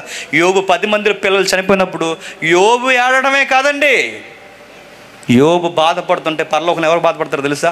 దేవుడు కూడా బాధపడతాడు. లాజరు చనిపోయినప్పుడు లాజరు అక్కా చెల్లి ఇద్దరు ఏడడమే కాదండి, ఆ సమాధి ముందు నిలబడి కన్నీరు గార్చింది ఎవరో తెలుసా? దేవుడు కూడా కన్నీరు గార్చారు. గుర్తుపెట్టుకోండి. మనం బాధపడుతుంటే ఆయన బాధపడతారు. మరి మనం బాధపడుతున్నప్పుడు ఆయన బాధపడి, ఇదంతా దేనికంటే ఒక ఉదాహరణ చెప్తాను వినండి. దేనికో తెలుసా? మన పిల్లలు కుదురుండరు, గుర్తున్నారు ఎప్పుడన్నా? ఈ బుడతలు ఉంటారని కుదురుండరు. ఆ చిన్న పిల్లలు ఆ ప్లాక్లో వేలు ఎడుతుంటారు, ఈ ప్లాక్లో వేలు ఎడుతుంటారు, ఆ క్యాండిల్ మీద ఎడతారు వేలు ఎట్టుకెళ్ళి, అలా పెడుతుంటారు, ఇలా పెడుతుంటారు. ఆ రోడ్డు మీద వెళ్ళకరా, ఆ రోడ్డు మీద తిరుగుతుంది అంటే అలా పరిగెడతాడు, ఎలా పరిగెడుతుంటాడు. మనకి ఎంత కోపం వస్తుందండి. బిల్డింగ్ పైకి ఎక్కి ఇలా కిందకు చూస్తుంటారు. అమ్మ ఏం చేస్తుంది తెలుసా? లాగా పెట్టి ఆ చెయ్యి ఇలా వెనక్కి తిప్పి ఆ ఈపు మీద 5 ఏళ్ళు వచ్చేలా కొడుతుంది, పెళ్ళని బాధేస్తుంది, గల్లుని ఏడుస్తాడు. ఆడు ఏడుతుంది, అమ్మే, మళ్ళీ అమ్మనే ఎడుతాడు, అమ్మే అని ఏడుస్తాడు. దొంగ పిల్లలు కందిరెగ్గాలు అయితే ఏం చేస్తారు చెప్పినా, వాళ్ళ అమ్మ కొట్టిందని ఇంట్లోంచి పారిపోతారు. కొంతమంది బస్సు ఎక్కిపోతారు ఎక్కడికో, అదేం పిల్లల్లో నాకు అర్థమవుతుంది. కొంతమంది బస్సు ఎక్కిపోతారు, ఆటో ఎక్కిపోతారు, ఆ రోడ్డు అంటే అలా నడిచిపోతుంటాడు. కానీ మంచి పిల్లలు ఏం చేస్తారు చెప్పిన, ఏ అమ్మ కొట్టిందో చెప్పండి, మళ్ళీ ఆ అమ్మనే పట్టుకుని కొట్టకమ్మా అని ఏడుస్తారు. అప్పుడు ఆ తల్లి ఏం చేస్తుంది తెలుసా, దగ్గరలోకి నీ ఎందుకు అలా చేస్తావు అని ఏడుతారు. ఇప్పుడు ఆ అమ్మ దగ్గరికి వెళ్ళి కొట్టడం దేనికి, ఆడేడడం దేనికి, ఆడేడితే మళ్ళీ నువ్వు ఆడితో కలిసి కూర్చుని పట్టుకుని ఏడడం దేనికి, ఎందుకు ఈ పిచ్చి అన్నీ అని అడిగితే వాళ్ళ అమ్మ ఎందుకు ఏడుస్తుంది చెప్పనా, ఆడేడుస్తుందని ఏడుస్తుంది. ఆడేడిస్తే నువ్వెందుకు ఏడుస్తున్నావంటే అని కొట్టిన కదా అందుకే ఏడుస్తున్నాను అంటారు. ఇందులో ఒక ప్రేమ, ఒక బాధ్యత, వాడి మార్పు ఒకటి ఉందంటే చెప్పిన, ఆడిని అలా కొట్టకపోతే ఆడు చేసే పనికి ఆడ ప్రాణాలు పోతాయి. ఆడిని కొట్టింది ఎందుకు కొట్టింది తెలుసా, ఆడు బాగుపడతాడని కొట్టింది. ఇప్పుడు ఎందుకు ఏడుస్తుంది తెలుసా, ఆడు ఏడుస్తుందని ఏడుస్తుంది. ఇది ఈ లాజిక్ మీకు అర్థమైతే మన దేవుడు కొన్నిసార్లు కొట్టకపోతే మనం బాగుపడం. మరి ఎందుకు ఏడుస్తున్నాడంటే మనం ఏడుస్తున్నామని ఆయన కూడా ఏడుస్తాం. అందుకే యోబు శ్రమ అనిపించినప్పుడు దేవుడు ఏమీ ఆనందంగా లేడండి, దేవుడు కూడా బాధపడతాడు. లాజరు చనిపోయినప్పుడు దేవుడు ఏమీ ఆనందంగా లేడండి, దేవుడు కూడా బాధపడతాడు. ఒకవేళ ఈ రాత్రి మీకు చెప్తున్నాను, మీకు ఏమైనా శ్రమలు ఉంటే దేవుడు మిమ్మల్ని పట్టించుకోవట్లేదు అనుకోకండి. మీరు ఏడుస్తున్నప్పుడు దేవుడు కూడా పరలోక మందు ఉండి ఏడుస్తాడు. ఎందుకు ప్రభువా మాకు అనుమతించావంటే, నీవు ఈ పనులు మానుకోకపోతే నువ్వు నాశనం అయిపోతావు కనుక అందుకే నీకు ఇవి అనుమతించాను అంటాడు ఆయన. అనుమతించాను. మా ఇంట్లో మా బిడ్డలు ఎందుకు చనిపోయారు ప్రభు అంటే, నువ్వు ఆ కష్ట సమయంలో కూడా ధైర్యంగా నిలబడినప్పుడు, నన్ను నమ్మని వారు ఎవరైనా నేను చూస్తే ఇంత ధైర్యంగా నువ్వు ఎలా నిలబడుతున్నావని బయట వాళ్ళు మాట్లాడుకున్నప్పుడు నిన్ను చూసి వాళ్ళకి ధైర్యం రావాలి. అందుకు నీకు శ్రమలు అనుభవిస్తున్నాను. స్తెఫను చావు పౌలు మార్పుకు కారణం ఎలా అయిందో, యోబు రాగాలు ఈ రోజుకి మనకు ధైర్యం ఎలాగయ్యాయో, ఇప్పుడు నీకు నాకు మనందరికి చెప్తున్నాను, మన జీవితాల్లో కూడా కష్టాల నష్టాల కన్నీ లేవని వస్తే బహుశా నీ ద్వారా ఎవరికో దేవుడు ధైర్యం ఇవ్వాలనుకుంటున్నాడేమో. ఈ మీటింగ్స్కి 3 రోజులు డేట్లు కావాలని ముక్కుపిండి మమ్మల్ని అడిగిన సహోదరి పేరు సుధగారు, హాస్పిటల్లో ఉంది ఇప్పుడు. తనున్న ప్రాబ్లం ఏంటో మీకు తెలుసు, మీ సుపరిచితమైన సుధా, ఈ ఊరు కోళ్ళంట. ఎవరికి నేను 3 రోజులు డేట్లు ఇవ్వను, తనకున్న ప్రాబ్లం నాకు తెలుసు కనుక 3 రోజులు డేట్లు ఆవిడ అడిగితే మేము ఏదోలాగే అడ్జస్ట్ చేసి ఇచ్చాం. ఈ మీటింగ్స్ వరకు ఎన్ని నెలల నుంచి ఎదురు చూస్తుందో, ఎన్ని రోజుల నుంచి ఎదురు చూస్తుందో. ఇప్పుడు కూడా హాస్పిటల్ లోపల నాకు ఫోన్ చేసింది, బ్రదర్ గారు వెళ్ళారా లేదా అని విషయం చెప్పిన. ఎంత ఎదురు చూసినా ఆమె సరిగ్గా ఈ టైంగా హాస్పిటల్లో ఉంది. మనకి రివర్స్ అర్థమవుతుంది. ఇదేంటి, నీ మీటింగ్స్ కొరకు నీ మీటింగ్లో ఉండాలని నేను ఎదురు చూస్తుంటే నాకు ఎలా జరుగుతుంది ఏంటని అనుకుందనుకోండి, తన విశ్వాసం లూజ్ అవుద్ది. ఎన్ని జరిగినా ఎక్కడున్నా నిన్ను నేను స్తుతిస్తాను ప్రభు అనుకుంటే ఆ బిడ్డ దేవునికి మరింత దగ్గర అయిపోతుంది. దేవుడు కొన్నిసార్లు మనకి ఎందుకు అనుమతిస్తాడంటే మనల్ని బాగుపరచడం. ఒక్క ఎగ్జాంపుల్ చెప్పి రేపు మాట్లాడుకుందాం, ఒక్క ఉదాహరణ చెప్పి నేను ముగిస్తాను. రోమ్ కొలీసియం తెలుసు కదండి. రోమ్ కొలీసియం అంటే రోమా ప్రభుత్వం అని ఒక ప్రభుత్వం పరిపాలించింది ఈ ప్రపంచాన్ని.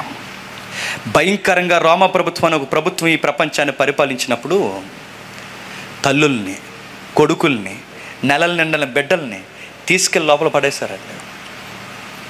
ఒక తల్లికి 7 కొడుకులు ఉంటే తల్లి చూస్తుండగా 7 కొడుకులని చంపేశారండి కళ్ళ ముందు. వినండి, క్రైస్తవం అంటే ఏంటో మనకు అర్థం అవ్వాలి. 7 కొడుకున్న ఆ రోమ్ కొలీసియం అంటే, కొలీసియం అంటే ఒక పెద్ద స్టేడియం, పెద్ద ఎత్తులో ఉంటుంది. 50,000 మంది కూర్చుంటారు. ఆ 50,000 మందిలో క్రైస్తవుల మధ్యలో వదిలేసే వాళ్ళ మధ్యకి పులుల్ని, సింహాలని, ఎలుగుబంట్లు వదిలేసేవారు. కేవలం యేసుప్రభుని నమ్ముకున్నారని, యేసుక్రీస్తు వారు నమ్ముకొని వదిలేసేవారు. కొంతమంది గర్భిణీ స్త్రీల యొక్క మానాల్లో కత్తిలు పెట్టి ఆ బిడ్డల్ని లాగి చంపేసేవారు. బిడ్డలు చూస్తుండగా 7 కొడుకుని అక్కడ కూర్చుంది, చూపిస్తున్నారు. ఇదిగో, చక్రవర్తికి జై కొడతావా, యేసుప్రభుకి జై కొడతావా? చక్రవర్తికి జై కొడతావా, యేసుక్రీస్తుకి జై కొడతావంటే ఆవిడందే, నేను యేసుక్రీస్తుకే జై కొడతానండి, చక్రవర్తికి మనిషికి నేను జై కొట్టలేనంటే మొదటి కొడుకుని చంపండి అన్నారు. కళ్ళ ముందు నరికేశారు. 2 కొడుకుని చంపేస్తారు, 3వ కొడుకుని చంపేస్తారు, 4వ కొడుకుని చంపేస్తారు, 5, 6, 7 కొడుకుని చంపేస్తారు. ఆ 7వ కొడుకు చివరి చిన్న బిడ్డని చంపేయడానికి తీసుకెళ్తున్నారు. ఆవిడంటుంది, ఈ చిన్న బిడ్డ పాలు దాకే బిడ్డని మీరు చంపేసినా నేను యేసుప్రభుకే జై కొడతాను తప్ప చక్రవర్తికి జై కొట్టనంది. చూస్తుండగా చంపేశారు. తర్వాత తన పీక మీద కత్తెట్టారు. ఆ పీక మీద కత్తెడితే తనను కూడా చంపేస్తాను బెదిరిస్తే గమనించండి, తను కూడా చచ్చిపోయింది. ఇవన్నీ చదువుతున్నప్పుడు, సంఘ చరిత్రలు ఇవి చదువుతున్నప్పుడు మనకు అనిపిస్తుంది, అరే సింహాల నుంచి దానియేలుని కాపాడిన దేవుడు, ఎర్ర సముద్రం పాయలు చేసిన దేవుడు, ఎరుకో గోడల బద్దలు కొట్టిన దేవుడు, సూర్యచంద్రుని ఆపేసిన దేవుడు, రోగాలు వదిలించిన దేవుడు, స్వస్థతలు కలిగించిన దేవుడు, ఈ 7 కొడుకులు ఈ తల్లి చనిపోకుండా ఎందుకు కాపాడలేదంటే మనకు అర్థమవుదండి. కానీ సంఘ చరిత్ర చదివితే అర్థమవుద్ది. ఆ 7 కొడుకుని నా బిడ్డలను అలా చంపేస్తుంటే ఆ స్టేడియంలో కూర్చున్న వాళ్ళందరూ గమనించండి, ఆ సీన్ చూస్తున్నారంటే 50,000 మంది. ఆ 50,000 మంది చూస్తున్నప్పుడు ఆ సీన్ చూసి అందరూ ఆశ్చర్యపోయారట. అప్పటి వరకు నవ్విన ముఖాలు, పెద్దోడిని చిన్నోడిని నెలలో మిన్న బిడ్డను కూడా చంపేసి చివరికి ఆ పాలిచ్చే తల్లిని కూడా చంపేస్తుంటే అప్పుడు అందరూ అన్నారట, ఏంటి ఇలా చనిపోతుంది అని. బిడ్డను పోగొట్టుకున్నా చక్రవర్తికి జై కొట్టలేదు, 7 బిడ్డలను పోగొట్టుకున్నా చక్రవర్తికి జై కొట్టలేదు. అసలు ఈ తల్లి అంటే చివరికి తన బిడ్డ చనిపోతున్నా ఆ దేవుడికే జై కొడుతుందంటే ఆ స్టేడియంలో కూర్చున్నవారు అక్కడి నుంచి లెగిసి అన్నారట బయటకు వచ్చి, అసలు ఆ తల్లి అంత ధైర్యంగా ఉంటుందంటే 7 కొడుకులు చనిపోయినా, ఆ చిన్న బిడ్డ చనిపోయినా చివరికి తను చనిపోతున్నా ఆ చావును కూడా స్వీకరిస్తుందంటే ఎంతగా నేను అడుగుతున్నాను, ఆమె నమ్ముతున్న దేవుడు ఎవరని తెలుసుకోవాలని స్టేడియంలో నుంచి ప్రజలు పరిగెట్టి ఆమె నమ్మిన దేవుడు ఎవరో చెప్పండి అని నమ్ముకోవడం మొదలెట్టారట. అంతుకు ఆ చావును అనుమతించాడు. గుర్తుపెట్టుకోండి, భర్త ముందు భార్యని చంపేస్తుంటే భార్య పోయినా దేవుడికే చేకూట్టిన ఆ దేవుడెవరో అని నమ్ముకోవడం మొదలుపెట్టారు. భార్య కళ్ళ ముందు చనిపోతున్నా, ఆ భార్య చనిపోతున్నా ఆ దేవుడిని నమ్ముతున్నా ఆ దేవుడెవరు, బిడ్డలు చనిపోతున్నా, ఆస్తులు పోతున్నా ఆ దేవుని కోసం ప్రాణాలు వదిలేస్తున్నా అంత ప్రియమైన దేవుడెవరని ఆ స్టేడియంలో ఉన్నవారు క్రైస్తవులు అవడం మొదలుపెట్టారట. మనం అనుకుంటాం చనిపోతుంటే దేవుడు ఎందుకు రక్షించట్లేదంటే నేను కారణాలు చెప్తున్నాను. కొన్ని మరణాల వెనకాల ఎవరికో కొన్ని మార్పులు ఉంటాయి. నేను తెలంగాణ ప్రాంతానికి వెళ్ళాను. వాళ్ళ అన్నయ్య దేవుని పనిలో తిరుగుతూ ఆ ఊరికి సువార్త చెప్పాలనుకుని ఆ సువార్త చెప్పే ఈ ఉరుకులు పరుగుల జీవితంలోనే వాళ్ళ అన్నయ్య యాక్సిడెంట్ అయిపోయి చచ్చిపోయాడు. గారాల చెల్లున్నది, మెడిసిన్ చదివిస్తున్నారు. ఆ అమ్మాయికి ఆ అన్నయ్య అంటే చాలా ఇష్టం. ఏ దేవుడి కోసమైతే పరిగెట్టి యాక్సిడెంట్లో చచ్చిపోయాడో రివర్స్ మీరు గమనించండి. అప్పటి వరకు బాప్టిజానికి ఆలస్యం చేసిన 17 ఏళ్ళ 18 ఏళ్ళ పిల్లని చక్కగా ఉంటుందంట చెల్లి. ఆ 17 ఏళ్ళ 18 ఏళ్ళ పిల్ల మెడిసిన్ చదువుతున్న పిల్ల. వాళ్ళన్నీ చనిపోయిన తర్వాత నిజానికి దేవుని తిట్టుకోవాలి, దేవుని ద్వేషించాలి. కానీ వాళ్ళన్నీ చనిపోయిన తర్వాత ఆ చెల్లి దగ్గరికి వెళ్ళినప్పుడు, వాళ్ళకి జ్ఞాపకార్థకుడికి వెళ్ళినప్పుడు అనుకున్నాను నిజానికి తిడతారేమో అనుకున్నాను. కానీ ఆ చెల్లి ఏముందో తెలుసా, మా అన్నీ నెరవేర్చలేని ఆ సువార్త కళలు నేను నెరవేరుస్తానని ఆ రోజు బాప్టిజం తీసుకుని అందరి ముందు సాక్ష్యం చెప్పింది. మనకు అర్థం కానిది ఏంటి చెప్పినా, శ్రమలు ఎందుకు వస్తున్నాయి, బాధలు ఎందుకు వస్తున్నాయి, మరణాలు ఎందుకు వస్తున్నాయని ప్రశ్నించుకుంటూ కూర్చున్నావు అనుకో నీ విశ్వాసం పోద్ది. అలా ప్రశ్నించుకోకుండా దేవుడిని నమ్ముకున్న తర్వాత మేలే కాదు చెప్పండి, కీడు కూడా అనుమతించాలని ఎప్పుడైతే నువ్వు దేవుడిని బలంగా నమ్ముతావో నిన్ను బట్టి అనేకులు చెప్పండి దేవుళ్ళలోకి వస్తారు. ఈ విత్తనం వేస్తున్నాడు ఫిలిప్పీ సంఘానికి ఎవరు? పౌలు గారు. ఏమంటున్నాడు, మన క్రీస్తునందు పిలువబడినప్పుడు మేలు అనుభవించడానికే కాదు కీడు అనుభవించడానికి కూడా నేను పిలువబడ్డాను. నేనెందుకు శ్రమలు అనుభవిస్తున్నానంటే, నేనే శ్రమలు అనుభవించడానికి నేను ఎంత ధైర్యంగా ఉన్నానంటే నన్ను ఫాలో అవుతున్న మీరు కూడా చెప్పండి అంతే ధైర్యంగా ఉండండి. మీకు చెప్పడానికి మీకన్నా ముందు నేను శ్రమల గుండా నడిచిపోతున్నాను అన్నాడు పౌలు. నీకెవరయ్యా ధైర్యం అంటే, నా ముందు ప్రభు నడిచిపోయాడు గనక, నేను క్రీస్తుని గురి పట్టుకుని నడుస్తున్నాను గనక, క్రీస్తు అడుగు జాడలు నడుస్తున్న నాకు క్రీస్తు కలిగిన ఏ శ్రమ కలిగినా నాకు సంతోషమే అన్నాడు. ఇలా చూడండి క్రైస్తవ్యాన్ని, ఇలా చూడండి విశ్వాసాన్ని. దేవుడిని ఈ యాంగిల్లో మీరు నమ్మారనుకోండి, అప్పులు వచ్చినా ఉరిలేసుకోరండి, రాగాలు వచ్చిన రోడ్ల మీద పరిగెట్టరండి, బిడ్డలకి ఏం జరిగినా దేవుని తిట్టుకోరండి, ఏమైపోయి అతలాకుతలమైపోయి ఆకాశం విరుగుపడిపోయినా ఏమవదండి. ఎందుకు తెలుసా, ఎక్కడో ధైర్యం. ఆ ధైర్యం ఏంటంటే, దేవుడు నన్ను నమ్మాడు గనకే ఈ శ్రమలను కూడా జయించగలనని దేవుడు నమ్మాడు గనకే నాకు అనుమతించాడన్న ధైర్యం నువ్వు చూపించావనుకో, నీ చుట్టూ ఉన్న వాళ్ళకు కూడా ఒక సాక్ష్యంగా నువ్వు నిలబడిపోతావు. అలాంటి వాక్యం కనుక నీ బుర్రకు ఎక్కలేదనుకోండి, దేవుడిని అనుమానిస్తావు. శ్రమలు ఎలా ఉంటాయి చెప్పనా, ఒక శ్రమ వస్తే పూర్తిగా దేవుడికైనా దగ్గర చేసేస్తుంది, లేదా పూర్తిగా దేవుడికైనా దూరం చేస్తుంది. నీకు శ్రమలు వచ్చినప్పుడు దేవుడికి దగ్గర అయిపోవాలి, దూరం అవ్వకూడదు. ఒకవేళ దూరం అయ్యావో నీ విశ్వాసం సరైంది కాదు, ఒకవేళ దగ్గర అయ్యావో నువ్వు దేవుడిని సరిగ్గా అర్థం చేసుకున్నాం. రోగాలు వచ్చినా రానియండి, ఇబ్బందులు వచ్చినా రానియండి, సమస్యలు వచ్చినా రానివ్వండి, ఇరుగు పొరుగు మన మీద చెడ్డ మాటలు పలకనియండి, ఎన్నైనా జరగనియండి, ఏం కాదు. గాలి అలా వచ్చి అలా పోద్దో, శ్రమలు అలా వచ్చి అలా పోతాయి. ఆ శ్రమల తర్వాత బూడిదకు బ్రతిగా దేవుడు మనకి పూదండనిస్తాడు. యోబుకి 3 కొడుకులు చనిపోయారు, తర్వాత చక్కటి సంతానం ఇచ్చాడు, ఇంకా విస్తారమైన ఆస్తులు ఇచ్చాడు, దీవెనకరంగా మార్చాడు. ఒకవేళ మనకి ఇచ్చినా ఇవ్వకపోయినా ఏ స్థితిలో మన దేవునికే మహిమ కలుగునగాక. ఆమేన్, ఆమేన్, ఆమేన్. దేవుడు